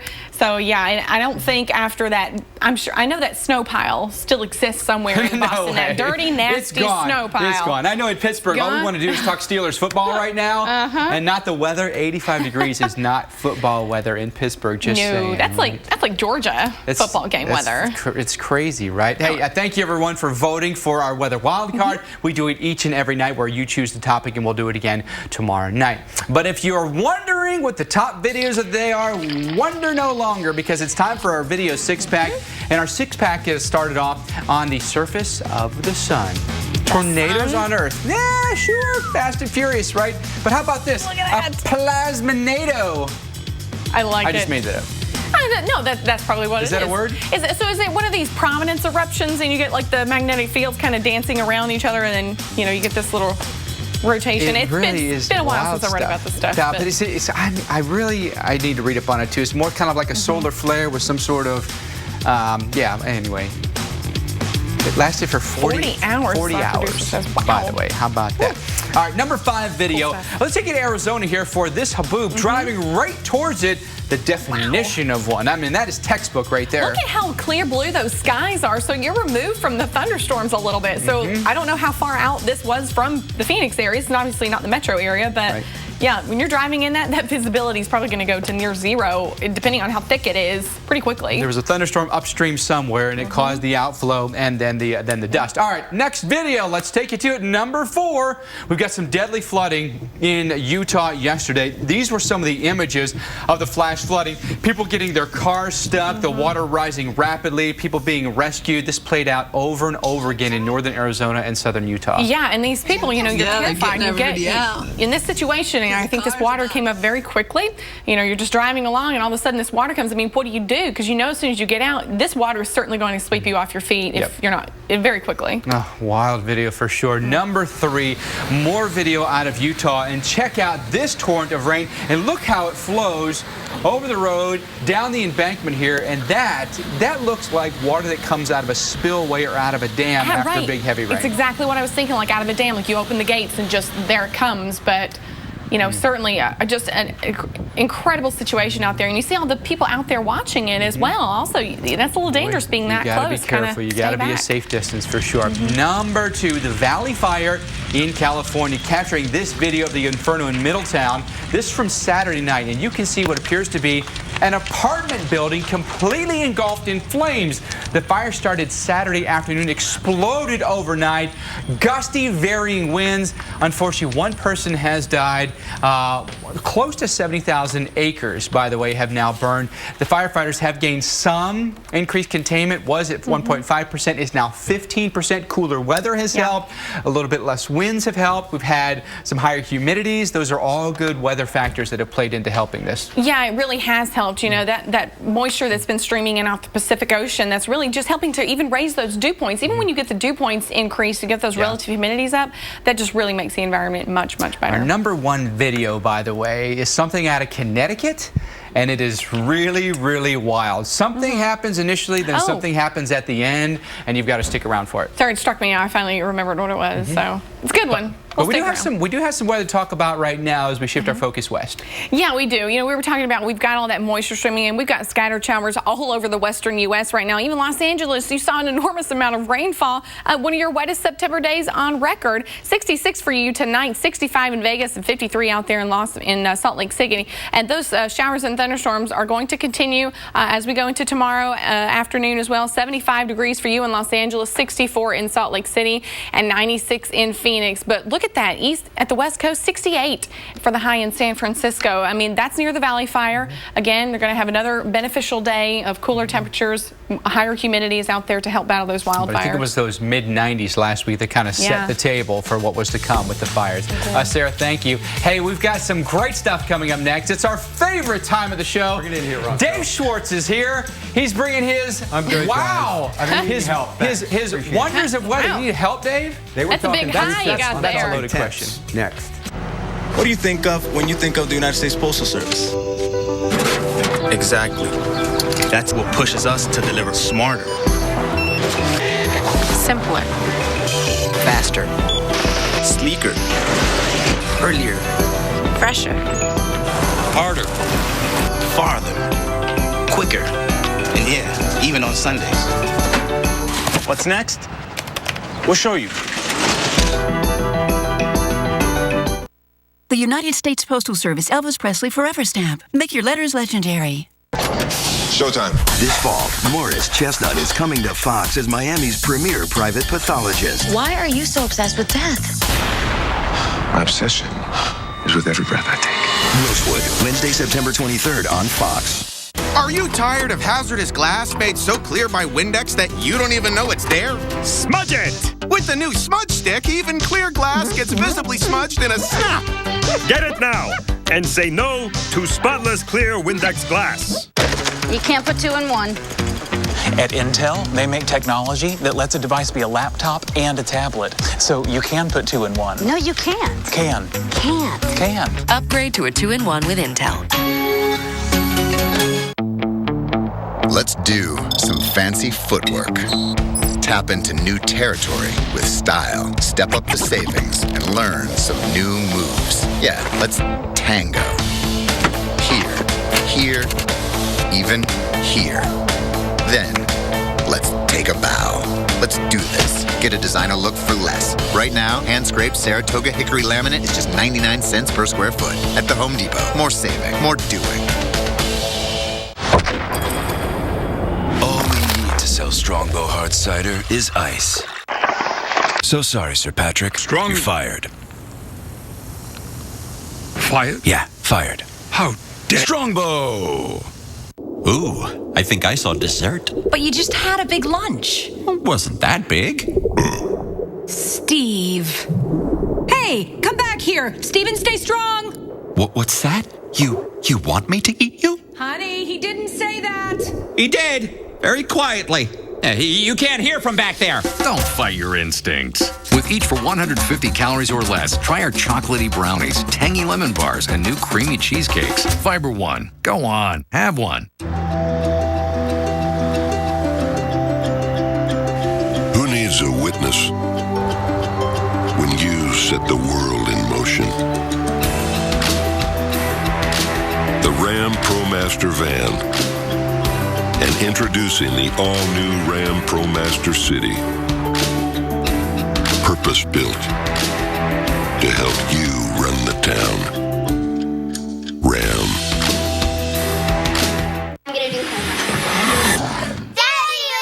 Sorry, kids. Feeling dead on your feet? I've been on my feet all day. Dr. Scholl's massaging gel insoles have a unique gel wave design for outrageous comfort that helps you feel more energized. Dr. Scholl's, feel the energy. Welcome back, everyone. It is time for Dave Schwartz's Wow, his wonders of weather, kind of picking out all the fun details of today's weather. And you have an incredibly busy map tonight. I know. I hope you can make sense of it. What I did here was plot the isobars around the big high over the east. All right. But I plotted them in blue, okay? Relative to, vis-a-vis the white state borders. Okay. The big high pressure that came from Canada last week has moved southward. Centered over West Virginia. We were 38 this morning unofficially, Lewisburg, West Virginia. That's chilly. That is chilly. And for that reason, the only 90-degree temperature reading today east of the Mississippi River, Tampa and St. Petersburg. We've been talking about the heat, though, Dave. Well, wait a second. Even though that was the only 90, every other state east of the Mississippi hit 80. So we were at or above average. This air mass has modified. Okay.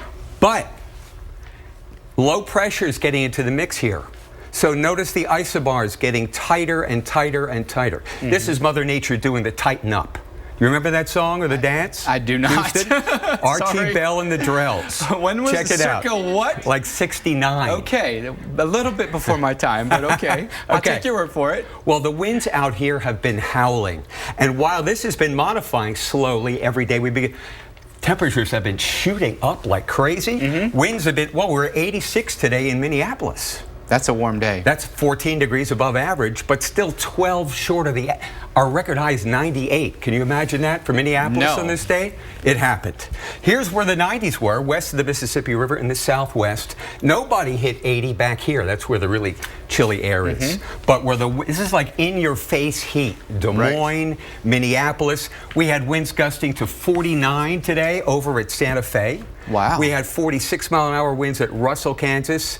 McCook, 66 miles an hour. So it was a hot, windy day. That was a thunderstorm, by the way, in McCook. Okay. The only severe weather report to SPC in the whole country was right there. Yeah. One solo report. Now, where do you think the hottest temperature in the United States, given this pattern, was today? Well, the hottest temperature. I'm going to go, given this pattern, I'm going to say maybe somewhere in Kansas. You are, well, flip it up. Correct. Kansas. KS. All right. Hill City, Kansas. I was thinking Colorado, but 102 degrees today. How about that? And isn't it interesting that Kansas the word Kansas comes from the Sioux word meaning people of the south wind. And that certainly was what's going on today here. How appropriate today. I see another number up here, Dave. Yeah. 5776. That's not a temperature. That is the new Jewish year on the calendar. There was a Jewish New Year the last couple of days. Happy New Year. Happy 57. It's also the average low and high for Detroit, if that makes any difference to you. That does help. By the way, can you see this? I mean, Dave in his mind works in very, very mysterious. I mean, all this is in Dave's mind, by the way. One of the busiest maps I've ever seen you make, Dave. I love it, though, man. It's awesome. Tighten up. Tighten up. Check it out. I'm going to have to get that. Archie Can I get that in a 45 or what? You probably can. Dave, thank you. We will see you again tomorrow. Did Dave just come up with a double weather entendre? Is that what happened with the 5776? He did. For Detroit, their average high and low right now. Great stuff. All right, we are going to reveal our #1 video, our video 6-pack. But first, let's recap 6 through 2. Okay, so we have a tornado on the sun. Big one. We have a dust cloud or haboob out in Phoenix, and some folks being rescued from that flash flooding that we had in Utah, out in Hilldale, Utah. And more video out of the Utah area. And then our #2 video, the dramatic images of buildings in flames here in Middletown, California from the Valley Fire. All these pretty good in their own right, but this, by the way, is #1. And we take you to this water spout in Milford, Connecticut. All right? Look at it spin here. Look how close these people are, by the way. Right? Look at it spin here right on the beach. Pretty dramatic. Swirl. Very close. This is an incredibly close encounter here. Then watch just moments later. Look at that. Now coming right through the intersection here.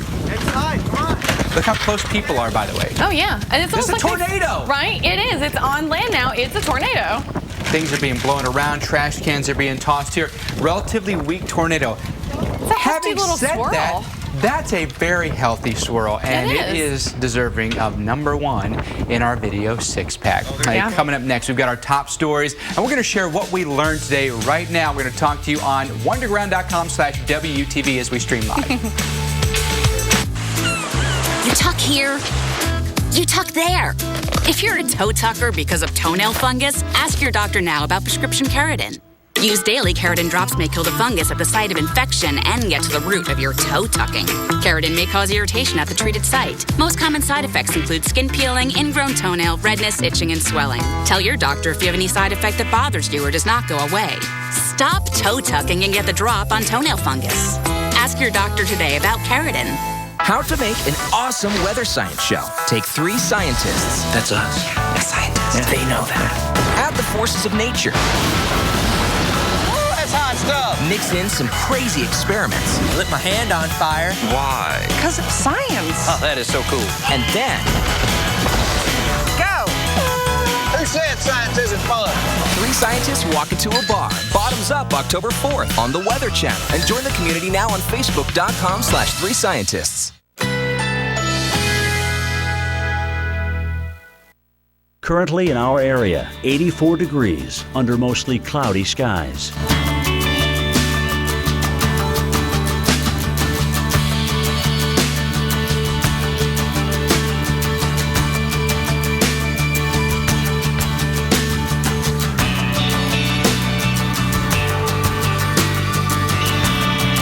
Tonight, late night thunderstorms, low 78. Chance of rain, 40%. Wednesday, thunderstorms likely, high 85. Rainfall possibly over 1 inch. Wednesday night, thunderstorms likely, low 77. Chance of rain, 80%. Here's our 7-day outlook.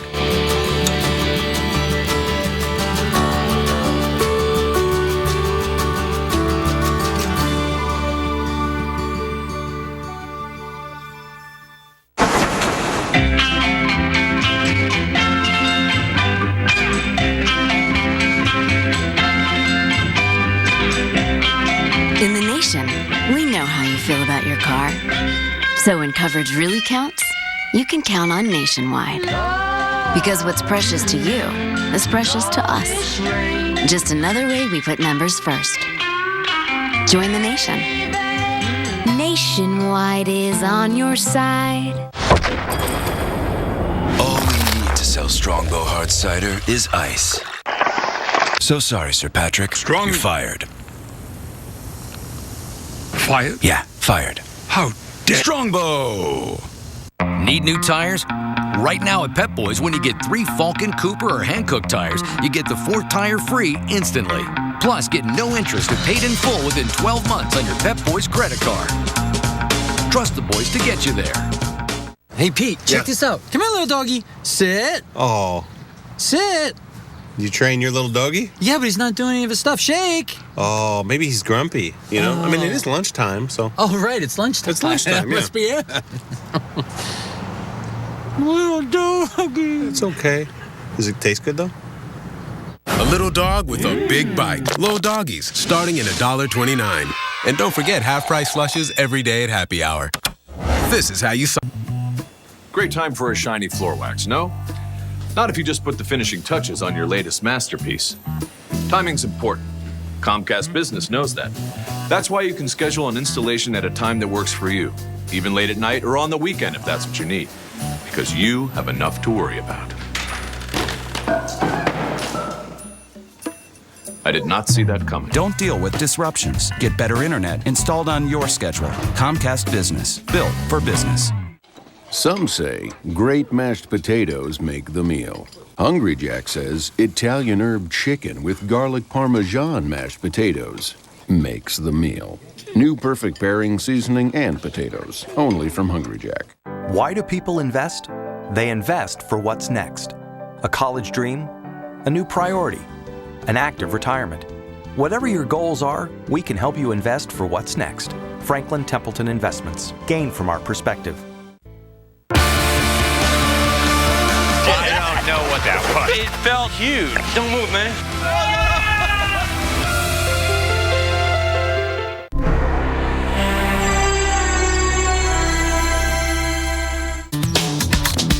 All right, before we go, time for you to sound off. Your questions and comments always welcome here on the show. Yeah, we've got a couple that we're going to take a look at right now. So Dave Schwartz, hashtag WoodTV, Dave Schwartz pulling out the blackboard, swoon, hashtag swoon. I told you, Dave. Hashtag swoon.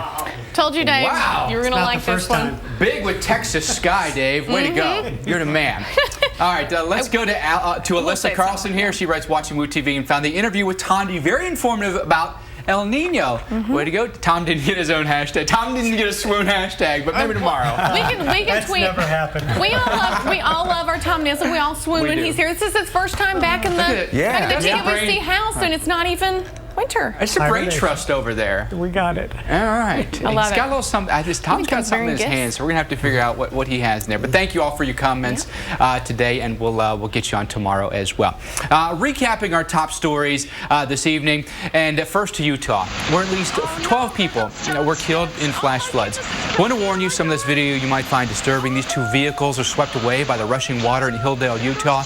They were stopped on a gravel road beside Short Creek. The flood waters are rising. The vehicles are swept away by what residents describe as a big wall of water.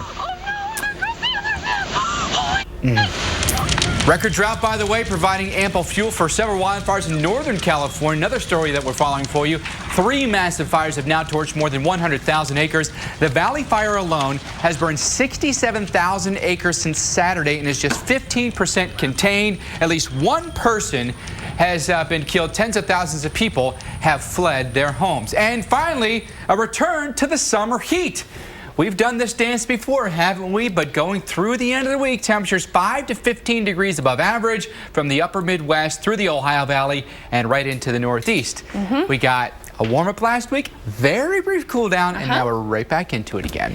Yeah, it's like some people are probably thinking, Mother Nature, would you just make up your mind? Like, what season is it? Let's stick with one. Oh, she's fickle. She's fickle. We just got to roll with it. But, if she weren't fickle, we wouldn't have jobs. Let's be honest. So it keeps us employed. It does, all right. Well, because of that ridge of high pressure that we had pretty much controlling the east weather, the only showers we have to speak of really in the east, we got to go all the way to the southern tip of Florida to find some onshore storms storms coming in there between Homestead and Miami, Florida there. Potentially a little bit of lightning with these, but overall maybe some heavy downpours under a couple of those, but largely not a big threat for most of your evenings. That rain has finally tapered off in Los Angeles, but unfortunately those areas already ravaged by floods earlier in the Hilldale and Colorado City areas. They are still seeing some showers push over there now, and honestly, even a little bit is going to be too much. Let's take a look at your forecast as you head out for tomorrow. 85 degrees in Miami. Those showers and thunderstorms are going to continue. 94 degrees and sunny out there for you in Dallas and Chicago. 83 degrees, but you've potentially got some severe weather on your way, or at least headed your way the next couple of days. 80 in Bismarck with a chance of storms. 80 is not too bad considering where we've been. So no, yeah, they were near 100. All right, time for what we learned back with the gang right now. For me, what I learned today is the power of water. And we saw it play out in Arizona and in California and in Utah, unfortunately, with deadly consequences. 1 cubic foot of water is a remarkable 62.5 pounds. And the force of that, as we know, can be quite deadly. And excuse me, I learned that in Washington County is actually very prone to flash flood events. They average about 1 to 2 flash flood events a year, and even there's a list of events where St. George, what was the other one, Santa Clara, in those counties, I mean, some of those cities, they have events every couple of years, and they've been pretty devastating. So to see something so tragic happen to an area that sees these very often, it just kind of lets you know that every event kind of has to be treated with some level of caution, that it could be much more major than you think. Right. And in this life, of course, you never really know what's going to happen. What I learned is that I'm about to learn a lot from Tom Nizzle. So I am thrilled to see him back here. I learn from you all and our other experts and my colleagues every day. But now there's the winter aspect measured to it. So the next 6 months, I'm all ready to learn, Tom. Absolutely. I'll be ready for it as well. And I learned from the news today all about the blue oak and about the fact that it's really responsive to precipitation. So you see this real change in the tree rings depending on how much snow you get. And that's how we know that the snowpack was lower than it was at any time in 500 years. Pretty amazing. Fascinating research. Yeah. Well, I've learned that it's great to be back with everyone, all of the experts here. What a great crew. And, to add to this crew here, I wanted to be able to give my contribution, which is this is a snowflake montage of photographs that I've taken over the years. These are your photographs? Actually, yes. And so I want that to be at the cave. We've got to find a place on the wall here. I mean, we got some space here, Tom. We can still find a location for this. So why don't people tweet us #WoodTV where they think it should go? If you've seen the set. Maybe trying to find a special spot for that. Everyone, excellent topics today. Great to have everyone here. Before we go, though, a little bit of talk about the sheer force of water. In the last 24 hours, Mother Nature has put on a terrifying display of what water can do. Streets underwater in Los Angeles and San Diego, raging torrents in normally dry creek beds in Colorado City, Arizona, and Hilldale, Utah. The results have been heartbreaking, the single deadliest flash flood event in Utah history. Now, nearly 2/3 of all flash flooding fatalities happen in vehicles. Almost every vehicle death is due to human error, unfortunately. We underestimate water's power. We think we can safely drive across that flooded street. After all, our home is just on the other side. If we knew that water that we're about to drive through would kill us, will we still drive through it? No. But we're too inconvenienced to go 10 or 15 minutes out of our way, even to save our own lives. Turn around, don't drown. 4 words with meaning. 4 words that should keep us all from becoming a statistic. Don't forget to check out Bob Henson's latest blog on the heavy rain and the deadly flooding in the Southwest. You can find that blog at wonderground.com/blog. Well, for all of us here at Weather Underground, thanks for watching, and remember, together we know more. All right, Nizzle, let's find a spot for that. Here we go.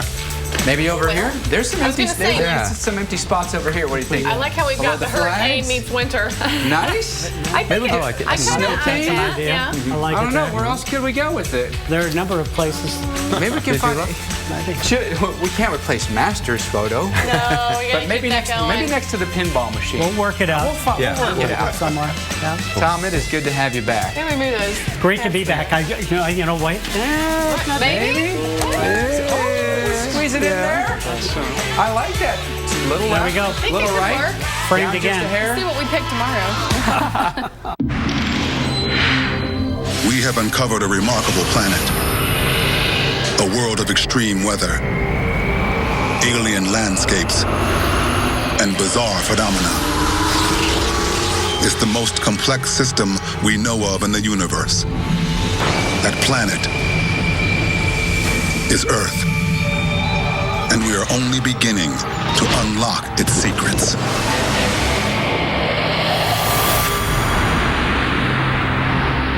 Earth was born a hellish world. Could we go back in time 4.5 billion years, we would need spacesuits to live upon our own planet. What were the lucky breaks that gave us the Earth we know today? We would not be here today if the dinosaurs hadn't been extinguished. What does the future hold for humanity? It's certain that there will be mass extinctions in the future, just like there have been in the past. And what is the ultimate fate of the planet? It's conceivable that Earth will be fried to a crisp and it'll spiral in toward the middle of the sun. The birth and death of the planet.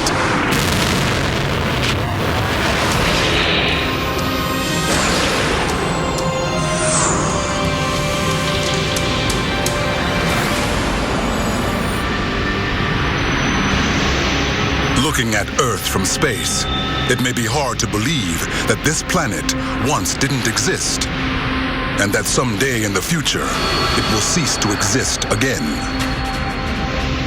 Even planets have a birth and a death.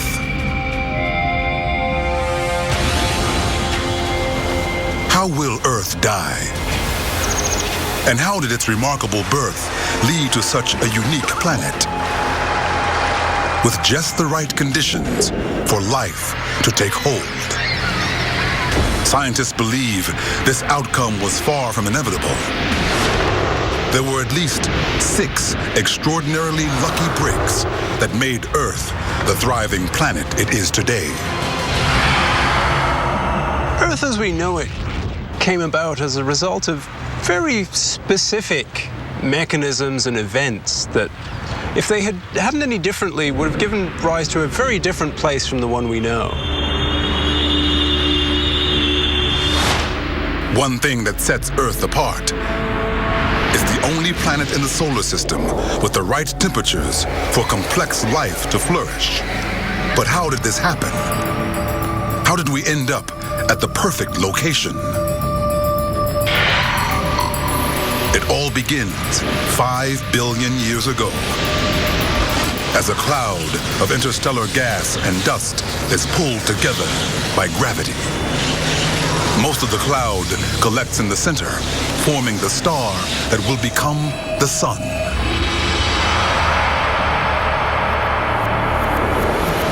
This newborn sun gathers up 99.9% of the gas and dust in the cloud. What's left has flattened out into what is called a protoplanetary disk, a spinning disk of dust and rocks. That rotation may have started as very slight rotation at the beginning, but as it condenses, it speeds up, conserving what's called angular momentum. It flattens out due to the rotation. So in the end, all of the